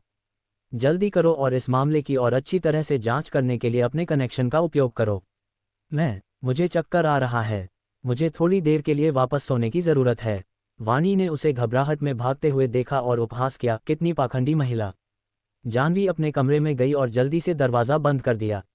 एक पल के लिए हिचकिचाहट के बाद उसने यशवंत को फ़ोन करने के लिए अपना फ़ोन निकाला। यशवंत बस एक झपकी लेने वाला था जब उसने जानवी का फ़ोन देखा, तुरंत उत्साहित हो गया। मैडम, तुमने आखिरकार मुझसे संपर्क किया। बॉस एक संक्रमित घाव के कारण बहुत पीड़ित है। क्या तुम उसे देखने आना चाहती हो? तो यह एक संक्रमित घाव था जिसने बुखार का कारण बना। ये काफ़ी गंभीर लग रहा था।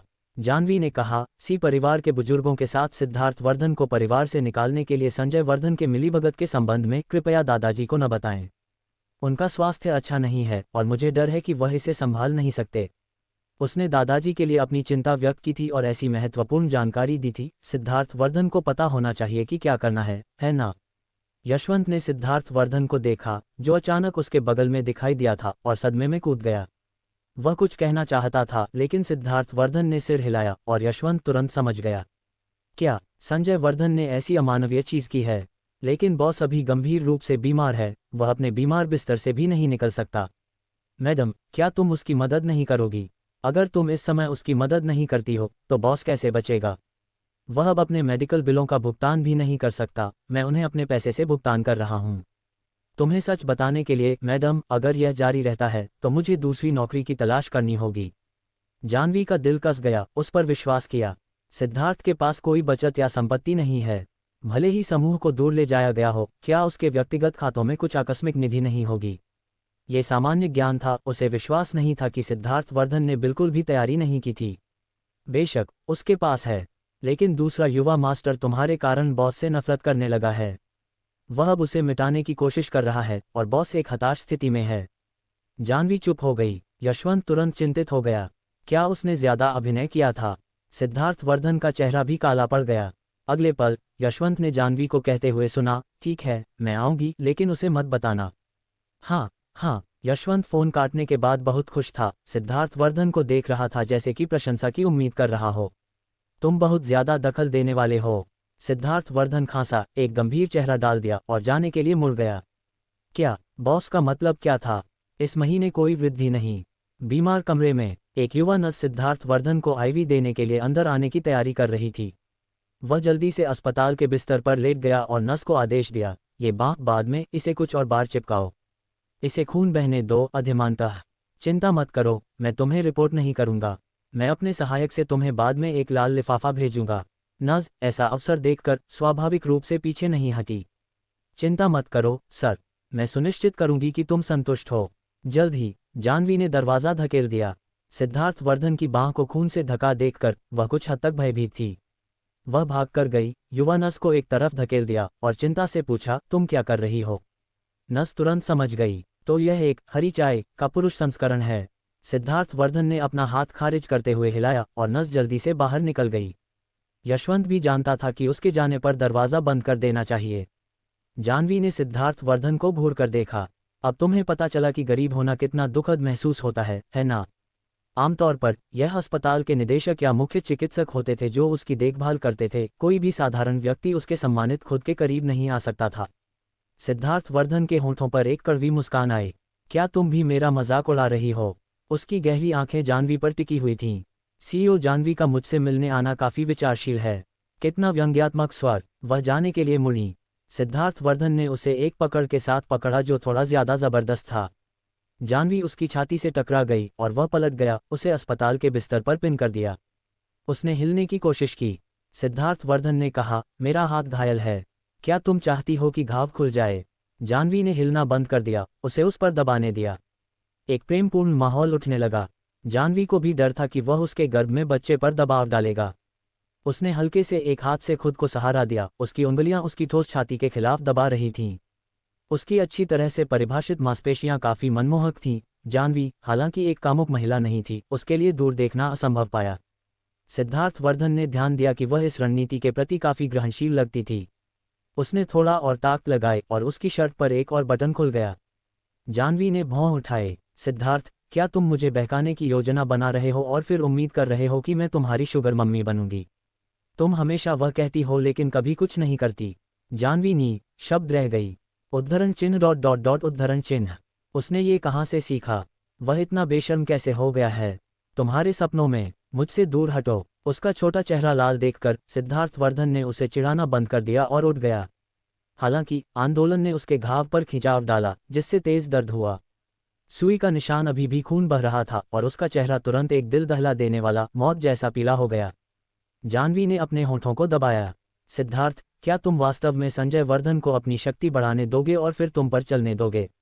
सिद्धार्थ वर्धन का आकर्षक चेहरा तनावग्रस्त हो गया। उसने किसी तरह एक सिगरेट निकाली, उसे जलाया, एक गहरी सांस ली और खिड़की से बाहर देखते हुए आंखें मूंद लीं। चीजें यहाँ तक आ गई हैं। तुम्हें क्या लगता है कि मैं क्या कर सकता हूँ? तुम मुझे 10 अरब क्यों नहीं देते और मैं वापसी करूंगी? मैं तुम्हें 100 अरब दूंगा। क्या वह सोचती है कि मैं पैसे से बना हूँ? जाह्नवी उसका सिर खोलना चाहती थी। सिद्धार्थ वर्धन ने उपहास किया, कंजूस।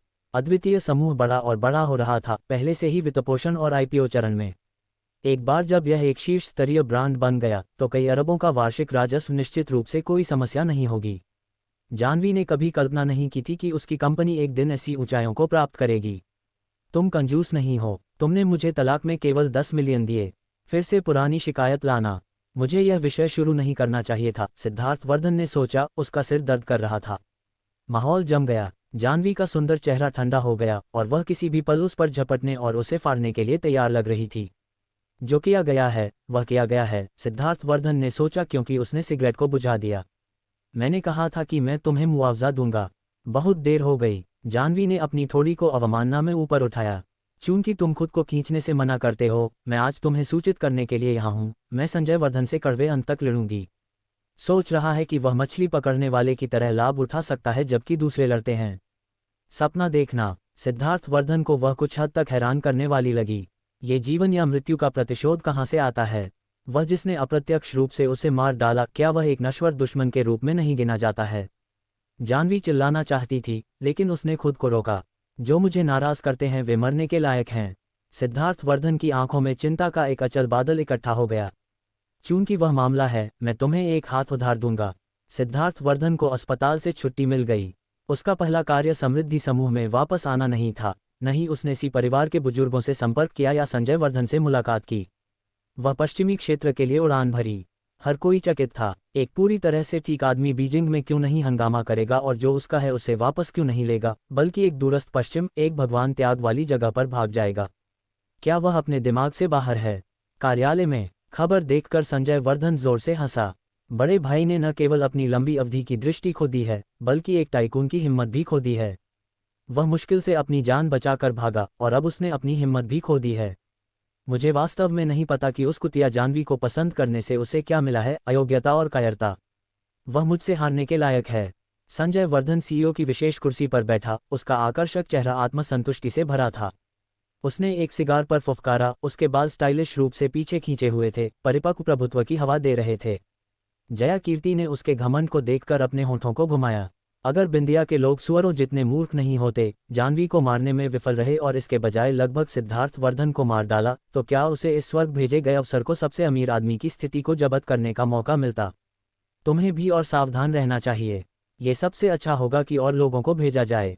उसने निगरानी कहने के लिए खुद को नहीं ला पाए, इसलिए उसने इसे बदल दिया। उसकी रक्षा करो। आखिरकार तुम परिवार हो। अगर उसे कुछ हुआ तो तुम्हें जिम्मेदारी से बचना मुश्किल होगा। संजय वर्धन नाखुश लग रहा था। बहन जया, क्या तुम अभी भी बड़े भाई की इतनी परवाह करती हो? जया कीर्ति का दिल एक धड़कन चूक गया। मैं कैसे कर सकती हूँ? वह मेरे प्रति निर्दयी और हृदयहीन था। मैंने बहुत पहले ही परवाह करना बंद कर दिया था कि वह रहता है या मरता है। मैं बस चिंतित हूँ कि तुम सी परिवार को कैसे जवाब दोगे। आखिरकार तुम अभी समृद्धि समूह के सीईओ बने हो। अगर सिद्धार्थ वर्धन को अब कुछ होता है तो ये तुम्हारी प्रतिष्ठा को नुकसान पहुंचाएगा। उसने उसे एक नखरेबाज तिरछी नजर दी। संजय वर्धन मुस्कुराए बिना नहीं रह सका। मुझे पता था कि बहन जया मेरी तलाश कर रही थी। चिंता मत करो, मैंने पहले ही लोगों को उसे देखने के लिए भेज दिया है। कोई फर्क नहीं पड़ता, समृद्धि समूह के सीईओ की स्थिति केवल मेरी हो सकती है। जया कीर्ति ने संजय वर्धन की आंखों में क्रूरता को नहीं छोड़ा। कोई भी जो इस स्थिति में बैठता है वह कभी दयालु या नर्म दिल वाला नहीं होता है। ये वास्तव में अजीब है, उसने सोचा। संजय वर्धन कब इतना स्मार्ट हो गया कि उसने इतने ठीक से एक अफसर को जब्त कर लिया। जाह्नवी हाल ही में अदालत की सुनवाई में व्यस्त थी। पुलिस विभाग ने पहले ही गवाही और सबूत प्रदान किए थे। बिंदिया ने एक हिटमैन को काम पर रखा था, विशुद्ध रूप से बदला लेने के लिए। जाह्नवी को लगा कि कुछ गलत था। उसने एक कैफे ढूंढा, बैठ गई और गवाही और सबूतों को खाली देखा। अचानक बाहर से प्रभावित हंसी का एक फटना आया। जया कीर्ति अभिजात वर्ग और समाजपतियों के एक समूह के साथ अंदर आए। जिस पल उसकी नज़र जाह्नवी पर पड़ी वह तुरंत सक्रिय हो गई, एक लड़ाई के लिए खराब होने वाले लड़ाकू मुर्गे की तरह। अपनी 12 सेंटीमीटर ऊंची एड़ी के जूते में अकड़कर कूल्हे लहराते हुए उसने धीमी आवाज में कहा, खैर खैर, अगर यह एक छोटी दुनिया नहीं है ये सोचने के लिए कि मैं तुमसे यहाँ टकराऊंगी। जाह्नवी, क्या तुम मुझे परेशान कर रही हो या कुछ और? जाह्नवी ने उसे एक ठंडी नज़र दी। एक समर्थक होने से वास्तव में एक फर्क पड़ता है। वर्तमान जया कीर्ति पहले की तुलना में और भी ज्यादा खर्चीली रूप से सजी हुई थी। हालांकि केवल 20 के दशक में वह लग्जरी ब्रांडों और हॉट काउचर में लिपटी हुई थी। हर बार जब वह बाहर निकलती थी तो एक भव्य भोज में भाग लेने वाले की तरह कपड़े पहने हुए थी। भयभीत थी कि लोग यह नहीं जानेंगे कि उसके संगठन की कीमत 100 मिलियन से ज्यादा थी। एक वास्तव में दिखावटी टकी।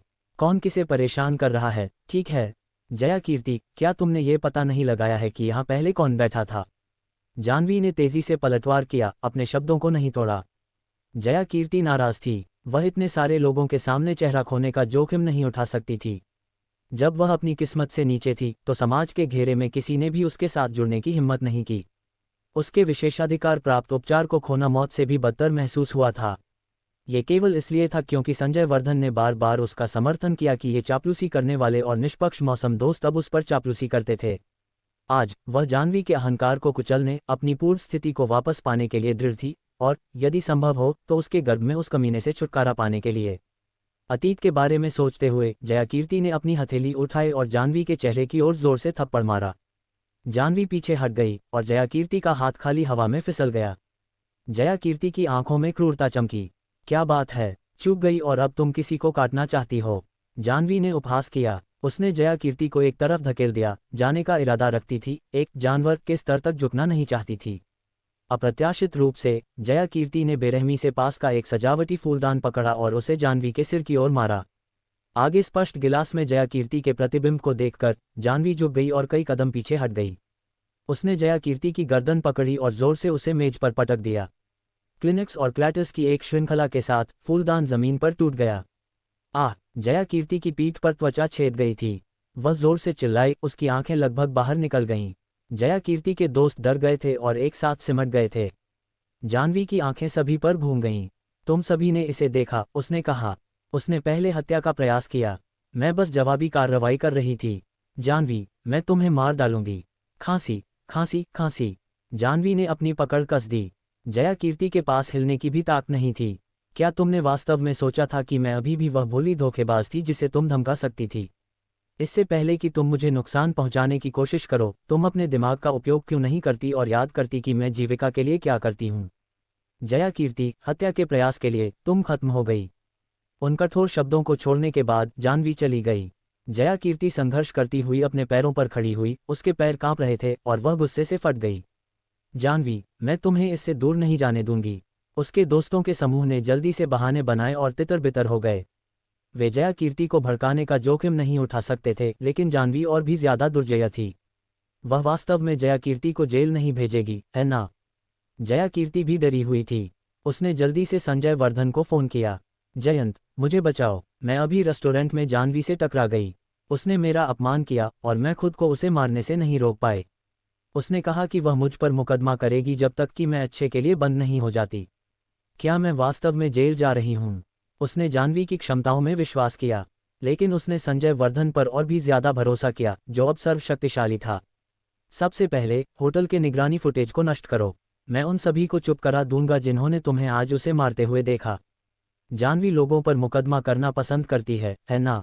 इस बार मैं सुनिश्चित करूंगा कि वह किसी भी चीज से दूर नहीं जा सकती। जया कीर्ति बहुत खुश थी। ठीक है, मैं जैसा तुम कहते हो करूंगी। जयंत, तुम वास्तव में सक्षम हो। प्रशंसा से चापलूसी करते हुए संजय वर्धन को थोड़ा चक्कर आया। उसकी शक्ति ने उसे प्रदान की गई सर्वशक्तिमानता का स्वाद ले रहा था। चिंता मत करो सपना बहन, उसने कहा। मेरे आसपास तुम्हें डरने की कोई जरूरत नहीं है। शियाओली कॉफी लाए। संजय वर्धन को अभी भी जया कीर्ति की चापलूसी करते हुए सुनकर वह इतनी नाराज थी कि उसने लगभग अपने हाथों में ट्रे को कुचल दिया। लेकिन वह खुद को नियंत्रित करने में कामयाब रही। आज्ञाकारी रूप से वह घुटने टेक गई और संजय वर्धन को कॉफी की पेशकश की, फिर चिढ़ाते हुए अपना सिर उसके पतलून के पैर के खिलाफ सहलाया। संजय वर्धन ने उसकी कोमलता का काफी आनंद लिया। एक भौं उठाकर उसने उसे कसकर दबाया और आनंद में गुनगुनाया। उसकी आंखें बंद थीं। अजीब शोर सुनकर जया कीर्ति के दिमाग में अलार्म बज गया। जयंत, तुम क्या कर रहे हो? शश। शियाओली बहुत जबरदस्त थी, जिससे वह अनैच्छिक रूप से हाँफ गया। मैं ऑफिस में नहीं हूँ, बस पैरों की मालिश करवा रहा हूँ। मैं हाल ही में बहुत थक गया हूँ। तो वह था। जया कीर्ति ने राहत की सांस ली और बिगड़ी हुई आवाज में कहा, फिर आज रात मैं हमारे महान नायक को पुरस्कृत करने के लिए एक दावत पकाऊंगी। अच्छा। अनिच्छा से कॉल समाप्त करते हुए संजय वर्धन को लगा कि उसका दिल नर्म हो गया है। अचानक सचिव ली के साथ फ्लर्ट करने में रुचि खो दी। उसने उसे धक्का दिया, खड़ा हुआ और अपनी पतलून सीधी की। बाहर निकलो। सचिव ली ने गुस्से में अपने दांत भींचे लेकिन एक सुखद मुस्कान बनाए रखी। ठीक है, अगर तुम्हें कुछ और चाहिए तो मुझे फोन करना। बोलने के बाद वह मुड़ने और जाने से पहले संजय वर्धन के छोटे भाई को एक फ्लर्ट करने वाला स्ट्रोक देना नहीं भूली। उसकी पतली कमर लहरा रही थी। इतनी बेशर्म। संजय वर्धन ने अपने होठों का कोना पोंछा। सबसे पहले मैं जानवी का ध्यान रखूंगा और फिर मैं तुम्हारे साथ अपना रास्ता रखूंगा। जानवी अभी जैन परिवार के पुराने घर के दरवाजे पर पहुंची थी जब उसे छींक आए। जानवी की मां अंदर से बाहर आए, उसे अंदर खींचते हुए उस पर फुर्ती दिखा रही थी। क्या तुम्हें सर्दी लग रही है? बिल्कुल नहीं। जानवी ने अपनी नाक रगड़ी। बड़ा भाई कहाँ है? वह कंपनी में व्यस्त है। चलो उसे परेशान नहीं करते। तभी फोन बजा। नौकर ने घोषणा की कि ये दूसरा युवा मास्टर था। जतिन भावुक और स्वतंत्र उत्साही था। पहले से ही सर्वश्रेष्ठ अभिनेता के लिए ग्रैंड स्लैम जीतने के बाद वह महज एक अभिनेता होने से संतुष्ट नहीं था। उसने अनगिनत उद्योगों में निवेश किया था और विदेशों में फल फूल रहा था। इतना व्यस्त था कि उसे शायद ही कभी देखा गया था। जानवी की मां आमतौर पर उससे संपर्क भी नहीं कर पाती थी, इसलिए आज उसे सक्रिय रूप से फोन करना असामान्य था। क्या छोटी बहन घर पर है? जैसे ही जानवी की मां ने फोन उठाया, वह शिकायत करने वाली थी और अपने दूसरे बेटे को और विचारशील होने के लिए कह रही थी। लेकिन जब उसने वह पूछा तो उसका चेहरा गिर गया। क्या तुम केवल अपनी छोटी बहन की परवाह करते हो? तुम्हारी बूढ़ी माँ के बारे में क्या? जतिन ने एक टेढ़ी मुस्कान दी। माँ, हम इतने लंबे समय तक अलग नहीं हुए हैं। मैं बस तुम्हारे साथ डब्ल्यू देश में बैग की खरीदारी कर रहा था। वे सभी लग्जरी सामान। ठीक है, मैं तुम्हें माफ करती हूँ। जानवी, यहाँ आओ, तुम्हारा दूसरा भाई तुम्हें ढूंढ रहा है। जानवी की माँ ने जल्दी से विषय बदल दिया और जानवी को फोन पास कर दिया। नमस्ते दूसरे भाई, क्या हुआ? जानवी ने नखरेबाज रूप से मुंह बनाया, सोचते हुए कि उसने अपने अविश्वसनीय रूप से व्यस्त दूसरे भाई को आखिरी बार देखे हुए 3 साल हो गए थे। अपनी बहन की आवाज़ सुनकर जतिन को लगा कि उसका दिल पिघल गया है। मैंने सुना कि दीपक तुम्हें परेशान कर रहा है और वह बिंदिया लगभग तुम्हें मिल गई। जब तुम्हारा दूसरा भाई आसपास नहीं है तो तुम लोगों को इस तरह तुम्हें धमकाने क्यों देती हो? क्या बड़ा भाई बिल्कुल भी उपयोगी है? मैं वह कहने की हिम्मत नहीं करूंगी। जानवी ने फोन को ढंक लिया ताकि उसकी मां सुन न सके। वह निश्चित रूप से टिटोलती। अगर बड़े भाई को पता चला कि दूसरा भाई इस तरह उसका मजाक उड़ा रहा था तो जो दृश्य सामने आएगा, उफ, मैं इसकी कल्पना करने की भी हिम्मत नहीं करती। खैर, वह सच है। बड़े भाई का उदास चेहरा काफी डरावना है। हालांकि जतिन विदेश में था, उसका गपशप प्रेमी दिल पहले ही चीन वापस उड़ चुका था। क्या सिद्धार्थ वर्धन वास्तव में लंगड़ा है या ये सिर्फ एक कार्य है? ये केवल चीन में ही नहीं है, ये यहाँ भी गर्म विषय है। हर कोई इसे प्रमुख गपशप सामग्री के रूप में मान रहा है। मुझे शर्त है कि तुम्हारा फिल्म क्रू एक नए शो पर काम करते हुए गपशप कर रहा है और तुमने किसी के साथ शर्त लगाई है, इसलिए अब तुम चाहते हो कि मैं तुम्हारे लिए जानकारी खो दूं, है ना? खांसी। जतिन शर्मिंदा था। बकवास, क्या मैं उस तरह का इंसान हूं? अब विषय बदलने की उसकी बारी थी। वे बेशर्म कमीने हमेशा धमकाने के लिए ईमानदार लोगों को उठाते हैं। बस मेरे वापस आने तक प्रतीक्षा करो, मैं उन्हें जिंदा छील दूंगा। यहाँ तक कि जतिन के फोन काटने के बाद भी जानवी वहां चकित खड़ी रही। जानवी की माँ उसके पास गई और उसे थपथपाया। क्या हुआ माँ, मुझे चुटकी लो। दूसरे भाई ने कहा कि वह वापस आ रहा है। जैन परिवार का पुराना घर तुरंत फट गया। जतिन वापस आ रहा था। सुपरस्टार मूवी सम्राट वापस आ रहा था। नौकर तुरंत उत्साहित हो गए, उन्मत्त ऊर्जा के साथ काम कर रहे थे, जैसे कि चिकन रक्त के साथ इंजेक्शन लगाया गया हो, सामान्य से 10 गुना कठिन। जाह्नवी की मां ने आह भरी। प्रशंसकों की शक्ति वास्तव में भयावह है। जाह्नवी ने एक टेढ़ी मुस्कान दी। मां ने वास्तव में दूसरे भाई के आकर्षण को नहीं देखा है। जब वह करती है तो वह शायद अवाक हो जाएगी। उम्मीद है दूसरा भाई मेरी अदालत की सुनवाई के दिन वापस नहीं आएगा, अन्यथा मुझे उसे उठाने का मौका भी नहीं मिलेगा। शायद इसलिए कि उसे पता था कि उसका दूसरा भाई वापस आ रहा है। जाह्नवी ने धोने के बाद आराम महसूस किया। बिस्तर पर लेटी हुई वह इससे पहले कि वह जानती थी सो गई। आधी रात को दरवाज़ा चरमराया। वह चौंक कर जाग गई और अपनी आंखें खोली ताकि अंदर फिसलने वाली एक अंधेरी आकृति को देखा जा सके। धन्यवाद दोस्तों, अगर कहानी अच्छी लगी हो तो लाइक करें और नई कहानियों के लिए VS नॉवल वर्ल्ड को सब्सक्राइब ज़रूर करें। मिलते हैं अगली कहानी में।